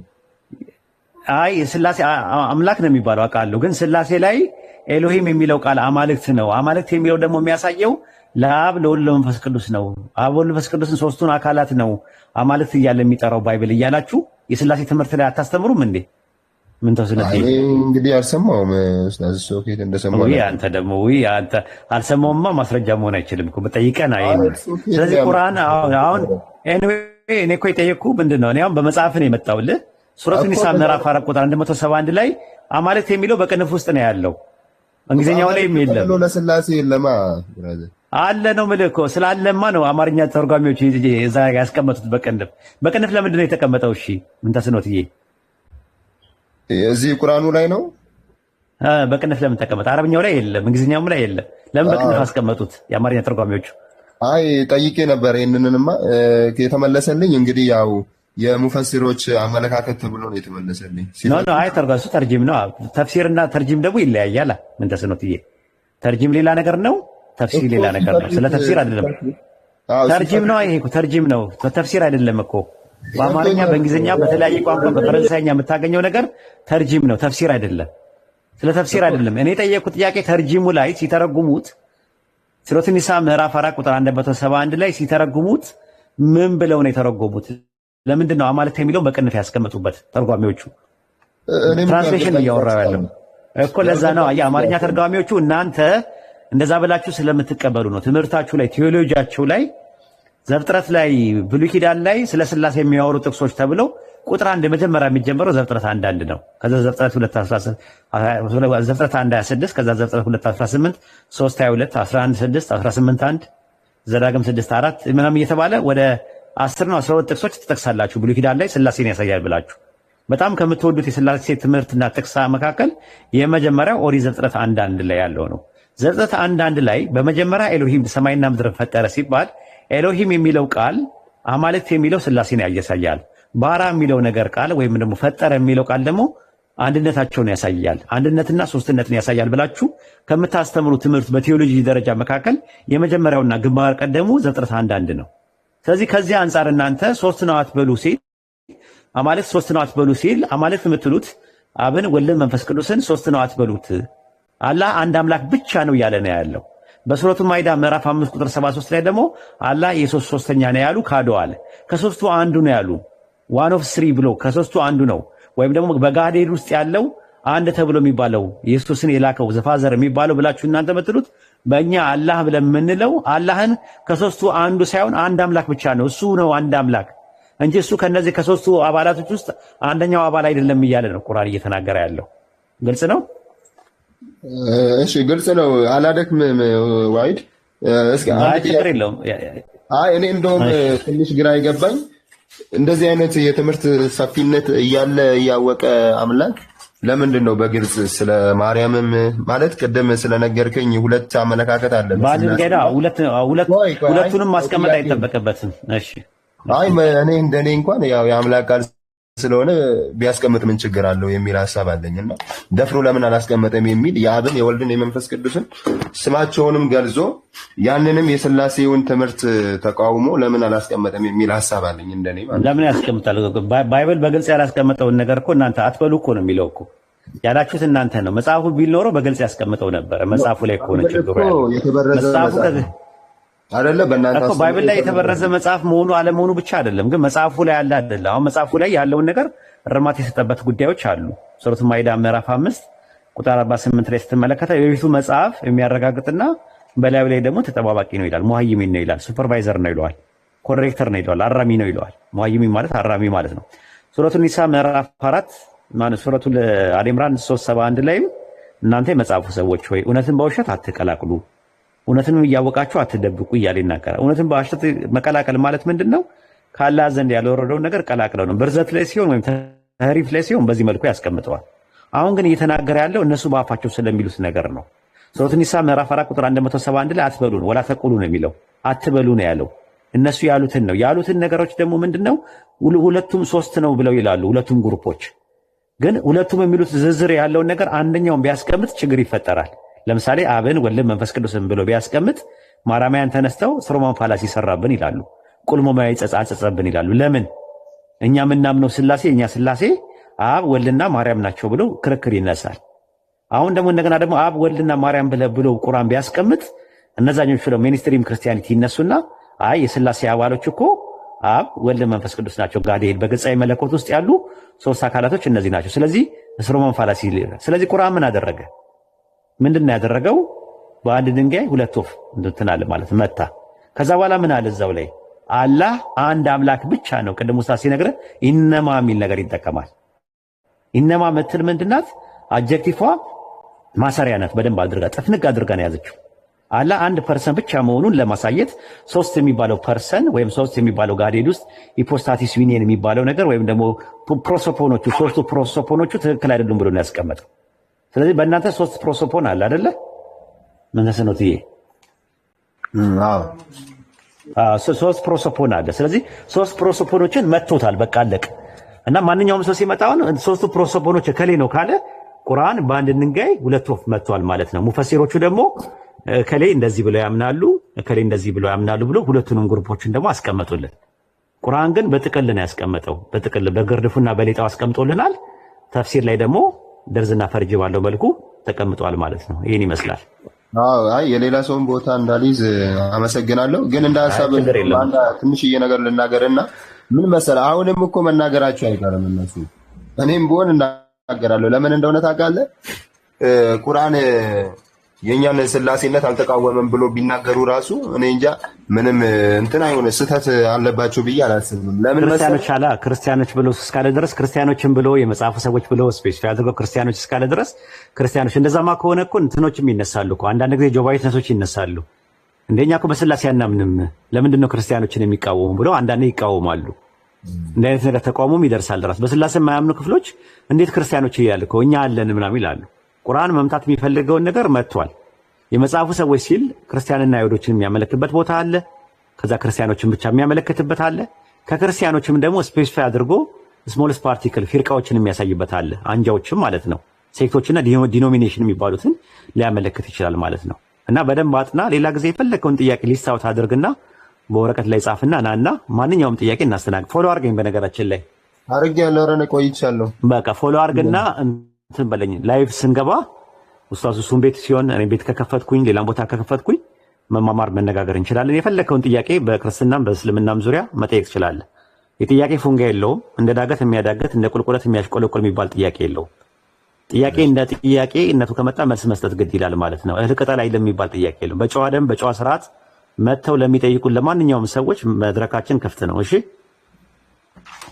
እሺ እሺ እሺ። እናመሰግናለን። ኡስታዝ አለ። ሰላም አለይኩም።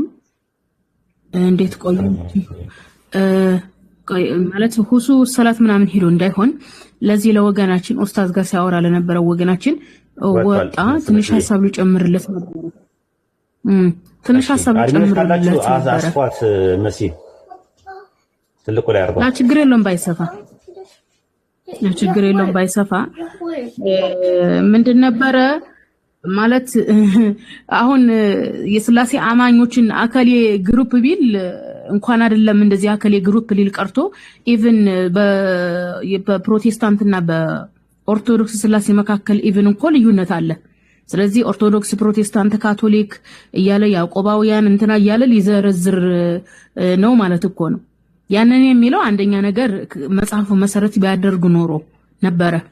ያኒ በርግጥ ኡስታዝ ያው አብራርተለታል። ያው እኔ ለማለት የፈለኩት ይህ አካል በጣም የሚገርም ነው፣ ተአምር ነው። እንደው ራሱ ነቢያችን አለይሂ ሰላቱ ወሰላምን ራሱ ከአምላክ የመጡ ነብይ መሆናቸውን የሚያሳይ ነው። ሱብሃንአላህ እኔ በጣም ነው የሚገርመኝ። ምክንያቱም ኢንጂል አለ ማለት ወንጌል አለ አላለም እኮ አምላካችን አላህ ሱብሃነሁ ወተዓላ፣ ወይም ኢየሱስ አለ ወይም ማርያም አለች አላለም እኮ፣ ወይም ተውራት ሙሴ አስተማረ አላለም። የተናገረው ተቁሉነ ሰዎች ናቸው የሚሉት። ሌላ ቦታም እንደዚሁ አምላካችን አላህ ሱብሃነሁ ወተዓላ መነኮሳቶቻቸውንና ቀሳውስቶቻቸውን አማልክት አድርገው ያዙ ይላል። አማልክት ብሎ ማለት እነዚህ በሰዎች ላይ እንደ አምላክ ወይም እንደ ነብይ ህግና ስርዓትን የሚያወጡ ናቸው። ስለዚህ ታዲያ እነዚህን አማልክት ሶስት ናቸው ያሉት አማልክትነትን የተለያየ ስልጣን ሲሰጡ የነበረው እናት፣ አባት፣ ልጅ ወይም ልጅ መንፈስ ቅዱስ አባት እያሉ ስልጣን ሲሰጡ የመለኮትን ስልጣን እያከፋፈሉ ሲሰጡ የነበሩት ሰዎች ናቸው፣ መነኮሳትና ቀሳውስት ናቸው። ስለዚህ እየተናገረ ያለው ስለዛ ነው። በጣም ብዙ አይነት የመነኮሳትና ቀሳውስት እንትን አለ፣ ፍልስፍና አለ። ስለዚህ አከል የመነኩሴ አይልም። ነገር ግን ተቁሉነ ሲል ሁሉንም ያጠቃልላል። አትበሉ ሲል ያጠቃልላል ዘሚሉትን። ምክንያቱም እንጂ ወንጌል ላይም ሆነ ተውራት ላይ ስለሌለ ማለት ነው። እና ክርስቲያን ወገኖቻችን አምሯችሁን ሰፋ አድርጋችሁ አምሯችሁን ተጠቅማችሁ ነው ይሄንን አማልክት ሶስት ናቸው አትበሉ የሚለውን ማየት ያለባችሁ። በጣም የሚገርም ነገር ነው ይሄ አማልክት ሶስት ናቸው አትበሉ የሚለው፣ ወይም መነኮሳቶቻችሁና ቀሳውስቶቻችሁን አማልክት አድርጋችሁ አትያዙ የሚለው ማለት ነው። ለምሳሌ አሁን ማርያም የእግዚአብሔር እናት ናት ይላሉ አይደለ? በኦርቶዶክሶች ዘንድ ተገብተናል። ግን ወንጌል ላይ ማርያም የእግዚአብሔር እናት ናት የሚላል እንዴ? የለም እኮ። ማርያምን የእግዚአብሔር እናት ናት ያለው ቅዱስ ቄርሎስ የተባለ አንድ የኦርቶዶክስ ተዋህዶ መነኩሴ ነው። በእርግጥ የኦርቶዶክስ ተዋህዶ ይሁን አይሁን አላውቅም። 430 ላይ የነበረ ነው። ተዋህዶ የተመሰረተችው በ452 ላይ ነው እና መነኩሴ ነው። ያኒ እንደዚህ ቀሶች ናቸው። ስለዚህ እነዛን ነው እያለ ያለው እንጂ ኢየሱስ ይሄን አለ ወይም ሙሴ ይሄን አለ አብርሃም ይሄን አለ አላለም። ምክንያቱም አብርሃም፣ ሙሴ ወይም ሐዋርያት ወይም ጴጥሮስ ወይም ያዕቆብ ይሄንን አያምኑበትም፣ አላስተማሩም። ሐዋርያትንና ነቢያትን ወይም ኢየሱስን ወይም ወንጌልን ቢጠቅስ አምላካችን አላህ ተሳስቷል የቁርአናችሁ ትሉ ነበር፣ ነቢያችንም ስህተተኛ ነብይ ናችሁ ትሉ ነበር። ነገር ግን ምንድነው እያለ ያለው? ጠባቂ ነው፣ የወንጌል ጠባቂ ነው። እንግዲህ ኡስታዝ እንደነገራችሁ ቁርአን የወንጌል ማነው የተውራት እና የኢንጂል አራሚ እንደመሆኑ መጠን የተውራትና የወንጌል ጠባቂው ነው። በወንጌል ላይ የሚዋሹትን በነቢያት ላይ በነ ኢየሱስ ላይ በማርያም ላይ በሐዋርያት ላይ የሚዋሹትን የሚያጋልጥ ነው። ተግባብተናል። አሁን በክርስትና ታሪክ ስትሄዱ በተለይ በኦርቶዶክስና በካቶሊክ ስትሄዱ ለሐዋርያት ኢቭን ሐውልት ያቆሙላቸዋል። ቅዱስ ጴጥሮስ፣ ቅዱስ ጳውሎስ፣ ቅዱስ ያዕቆብ እየተባለ ሐውልት ሁሉ ያቆሙላቸዋል። ለመሆኑ ግን ከጴጥሮስ፣ ከያዕቆብ፣ ከማቴዎስ ማርያም እግዚአብሔርን ወለደች የሚል ተገኝቷል እንዴ? አልተገኘም። ስለዚህ ቁርአን ምንድነው? የአምላካችን አላህ Subhanahu Wa Ta'ala ተአምሩም ነው። ነቢያችንም እውነተኛ ነብይ ናችሁ ብላችሁ የምትገምቱበትም ነው። ቁርአን የወንጌል ጠባቂ ነው። ወንጌል ያላለውን አትበሉ ወላ ተቁሉ የሚለው ይሄንን ነው። ቀጥሉ። ጥያቄ ያለው ካለ ወይም ክርስቲያን ካለ እናስገባለን። ኡስታዝ ተቆያለህ እንዴ? ሁሱ ያው አሁን የዙህር ሰዓት ምሳ ሰዓት ስለሆነ ወይ ሊገባ ይችላል ወይ ላይገባ ይችላል ወይ በዛው ሊዘጋው ይችላል። ኡስታዝ አንተ ማን ነው? ይሄ ገስቱ እስከሚዘጋ ከቆየ ሌላ ክርስቲያን እናስገባ። ወይ ሚት አድርጌ ነው እንዴ ማወራው? አይ እኔ እወጣለሁ፣ ብዙም አልቆይም። ኡስታዝን ለማገዝ ነው የመጣሁት። አጋጣሚ እሱ ያው ሙሉ ቀን ስለሚሆን ኢንሻአላህ ከዛ አንፃር ነው ላገዘው ብዬ ነው። ያው ከቀድም ጀምሮ ሲያወራ ስለነበረ መሀል ላይ መተጋገዙ ጥሩ ነው። ያው ከሚለው አንፃር ነው የገባሁት። ያለው ነገር እንደተናገርሽው ነው። አንቺ እንደተናገርሽው ነው። እያንዳንዱ ስፔሲፋይ ያደርግ ቢባል ብዙ አይነት ስላሴም አለ። ኢኮኖሚክ ትሪኒቲ የሚባል አለ፣ ኦንቶሎጂካል ትሪኒቲ የሚባል አለ፣ ሶሻል ትሪኒቲ የሚባል አለ። ተመልሰ መጣ እንዴ? ተመልሰ መጣ? አይ እንዲሁ ላዳምጥ ብዬ ነው። እንትና መሲ እየተናገረች ያለችው ምንድነው? ስላሴ የሚባለው ነገር ውስብስብ ነው። ከዲኖሚኔሽን ወደ ዲኖሚኔሽን፣ ከሴክት ወደ ሴክት የተለያየ ነገር ነው ያለው። አሁን ኢኮኖሚክ ትሪኒቲ የሚባል አለ፣ ሶሻል ትሪኒቲ የሚባል አለ፣ እንደገና ደግሞ ኦንቶሎጂካል ትሪኒቲ የሚባል አለ፣ ኩነት የሚባል አለ፣ ሞድ ኦፍ ኤግዚስተንስ የሚባል አለ። አንዱ የሚቀበላል የማይቀበላል እና የትኛውን ነው እየተናገረ ያለው ቁርአን? ጭራሹን ቁርአን የስላሴ አስተማሪ ሊሆን ነው እንዴ ቁርአን? የእናንተን ውስብስብ ትምህርት መናገር የለበትም። በድፍኑ በጥቅሉ ሶስት ነው አትበሉ ማለቱ ጥበብ ነው ራሱ እንጂ አሁን እሷ እንዳለችው ለምሳሌ ኩነት የማይቀበሉ ክፍሎች አሉ። ሞድ ኦፍ ኤግዚስተንስ እናንተ ትቀበላለህ፣ ኩነትን ትቀበላለህ። አሁን ለምሳሌ አንተ መለሴ ትቀበላለህ፣ ኩነትን ትቀበላለህ አለ መለሴ ኩነትን ትቀበላለህ። አሁን አንተ እኔ ተዋ ኦርቶዶክስ ነኝ እኮ ኩነትን ተቀበላለህ። ተመልከት፣ ኩነትን ደግሞ የማይቀበሉ አሉ። ኩነትን የማይቀበሉ አሉ። ሞድ ኦፍ ኤግዚስተንስን የማይቀበሉ አሉ። እንደገና ደግሞ በኢኮኖሚክ ትሪኒቲ ላይ ፈንክሽናል ሰቦርዲኔሽን ትቀበላለህ አንተ?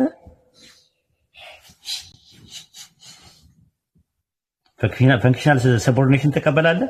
የግብር መገዛዛት በአብና በወልድ መካከል ኢኮኖሚክ ትሪኒቲ ላይ አይ መገዛዛት የሚባል አስተምሮ የለም እኮ። ተመልከት እንግዲህ የሚቀበለው አለ። አሁን ለምሳሌ አርጌንሳውን ለምሳሌ ይቀበላል እና ስለ አርጌንስ ሊያወራ ነው ቁርአን። እነ ኦሪገን እነ ቱርቱሊያ የሚያወሩት ነገር።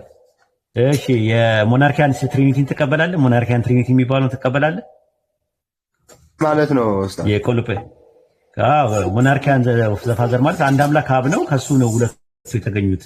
ስለዚህ አንድ አምላክ መባል ያለበት አብ ነው ብሎ የሚያምኑ አሉ። ጎርጎርዮስ ዘንዚናዙ፣ ጎርጎርዮስ ዘኑሲስ የሚባሉ ትቀበላለህ አንተ?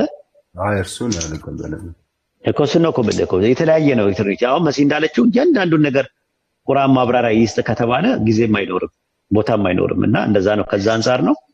ተባረክ፣ መልካም ጊዜ ይሁንልህ። እኔም ልውጣ። ኡስታዝ እሱ የለም እንደው ጥሎ መውጣቱ ከበደኝ እኔ። እሺ እንትን አድሚን የለም ቤት ውስጥ ቤቱን የሚቆጣጠርለት? አይ እኔ ሙሉ አድሚንነት ይኖረኝ አይኖረኝ አላውቅም። እኔ አድሚንነት አለ መሰለኝ። ቆይ እስኪ ትንሽ ጠብቀው። አሁን እኮ የሰላት ወቅት ነው እዛ እነሱ ጋር። አዎ ገባኝ። እኔም ደግሞ ቢዚ መሆንበት ያክሲ ነገሮች ስላለኝ ከዛ አንፃር ነው። እሺ እንትን ልበለውና እንትን አድሚን ካለ ችግር የለም። አድሚን ነሽ ማውረድ ማስገባት ትችያለሽ መስዬ? ቆይ እስኪ ልሞክር። ሞክሪ ውስጥ ያው ለምሳሌ መለሰን ሞክሪና ተመለስ ታስገቢዋለሽ። እሺ አውርጁና ውጭ ውስጥ ከተቻለ አይዋ خلاص ያለሽ ማለት ነው። እችላለሁ መለሰ ይችላል። አዎ ዚክራ ማለት ነው። አንዳንድ አሳይ በቃ እንደዛ ካለ ተቆጣጠሩት ቤቱን። ሌላ ሰው ደግሞ ሌላ ወንድሞች ደግሞ ሲመጡ ደግሞ ያግዙታል። ይሄንን ለዳዋ ብሎ እንትን የሚለው በደዋ ልናግዘው ይገባል፣ ልናበረታተው ይገባል። የምር እኔ 3 ሰዓት 4 ሰዓት በላይ አልችልም መቆየት ላይ ማለት ነው። እሱ ግን ሙሉ ቀን ነው እንደዛ የሚያደርገው። መሀል ላይ ሰዎች እየገባችሁ ወንድሞች እናቶች ማገዝ አለባችሁ። ሌሎቻችሁ ታች ያላችሁ ደግሞ ደዋ አድርጉለት። ደግሞ ትልቁ ነገር እሱ ነው። ላይ ገስ ላይ ያላችሁ ደግሞ አግዙት። እንግዲህ አንቺ ካለሽ እኔ ልውረድ ኢንሻአላህ። ማውራት የሚፈልግም ሰው አዋሪ 1 2 3 4 ሰላም ብያለሁ። 1 2 3 4 5 ክርስቲያን ነህ? ሚታን ሰላም ነህ? ኦኬ ሴት ነሽ? በቃ ከመሲ ጋር ትቀጥያለሽ። ያው እንዳልኩሽ በጨዋ ደንብ በጣም ፉርቴጅ ፍሬያማ በሆነ መልኩ ለማውራት ሞክሪ። መንፈሳዊ ሰዎች ነን። ዝም ብለን ንትርክ ጭቅጭቅ ሳይሆን እውቀት ላይ እና ሀሳብ ላይ ተመርኩዘን ማውራት ይገባናል ለማለት ፈልጌ ነው። አሰላሙ አለይኩም ወራህመቱላሂ ወበረካቱ። መልካም ጊዜ። ወአለይኩም ሰላም ወራህመቱላሂ ወበረካቱ። ታፕታፕ ኮፒ ሊንክ ሸር አድርጉ። ደግሞ ገስት ላይ ሁሱን ፎሎ ያላደረጋችሁ ገስት ላይ መግባት የምትፈልጉ ሰዎች አላችሁ፣ የታዘብኳችሁ ማለት ነው። ፎሎ አድርጉ፣ ፎሎ አስደርጉ። ኡስታዝንም ፎሎ አድርጉ፣ ሁሱንም ፎሎ አድርጉ፣ ፎሎ አስደርጉ። ታፕታፕ ኮፒ ሊንክ አድርጉ። ተግባብተናል። ሙስሊሞቹ እዛ ቴሌግራም ላይ ግሩፕ ከፍተን ያከሌን ፖስት ኮፒ ሊንክ አድርጉ፣ ላይክ አድርጉ፣ ኮምቱ፣ ሪፖስት አድርጉ ብለን እኛ ግሩፕ አልከፈትንም። ተግባብተናል። በርግጥ ግሩፕ ቢከፈትም ያው እናንተ መስሚያችሁ ጥጥ ነው። ታሳዝናላችሁ። እንደሌላው የሃይማኖት ቅናት የላችሁም። ሌላው ማህበረሰብ ጋር ታፕታፕ ኮፒ ሊንክ ሼር እንዲደረግላቸው ግሩፕ አለ ቴሌግራም ላይ ታውቃላችሁ። ቪዲዮ ሲሰሩ ሂዱና ሪፖስት አድርጉ ተብለው የሚላኩ መንጋዎች አሉ። እኛ በመንጋ እናምንም። ህሊናችሁ እንዲገዛችሁ ነው ሶሻል ሚዲያ ላይ ትምህርት የምናስተምረው የምንለፋው ጊዜያችንን የምናባክነው ገንዘባችንን ጉልበታችንን የምናባክነው እናንተ እንትን ነው ያላችሁበት ነገር እንዲስተካከል ነው ለማንቃት ነው። ነገር ግን የምንሰራውን ስራ ስታዩ ሪፖስት አታደርጉም፣ ታፕታፕ ኮፒ ሊንክ ሼር አታደርጉም፣ ፎሎ አታስደርጉም። እኛ የተሆናችሁ እኮ መንጋ ተጠርቶ እንደሚመጣ ሳይሆን ሙስሊም ብሎ ማለት የአእምሮ ባለቤቶች ነን እኛ እና አእምሯችሁ እንትን እንዲላችሁ ብለን ነው እንትን ያልነው። እሺ ወገናችን ቀጥይ። وش تبي حبيبي انت؟ وين ملابسك؟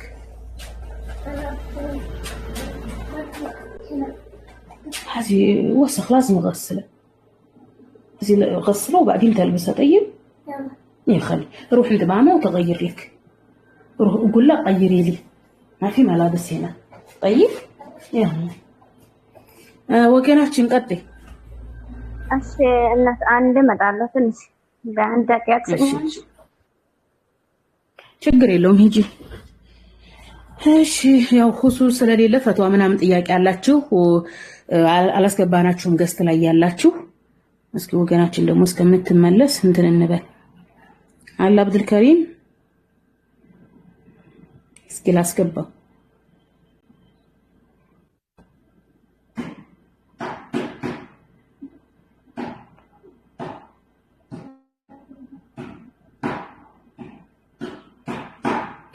እሱስ ሌላ ሰው አስገባው።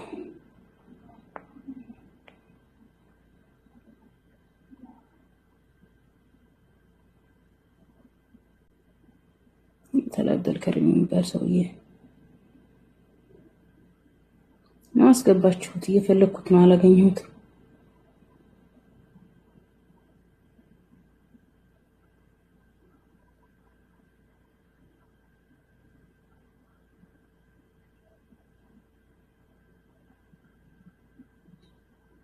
يدرس عبد الكريم يلم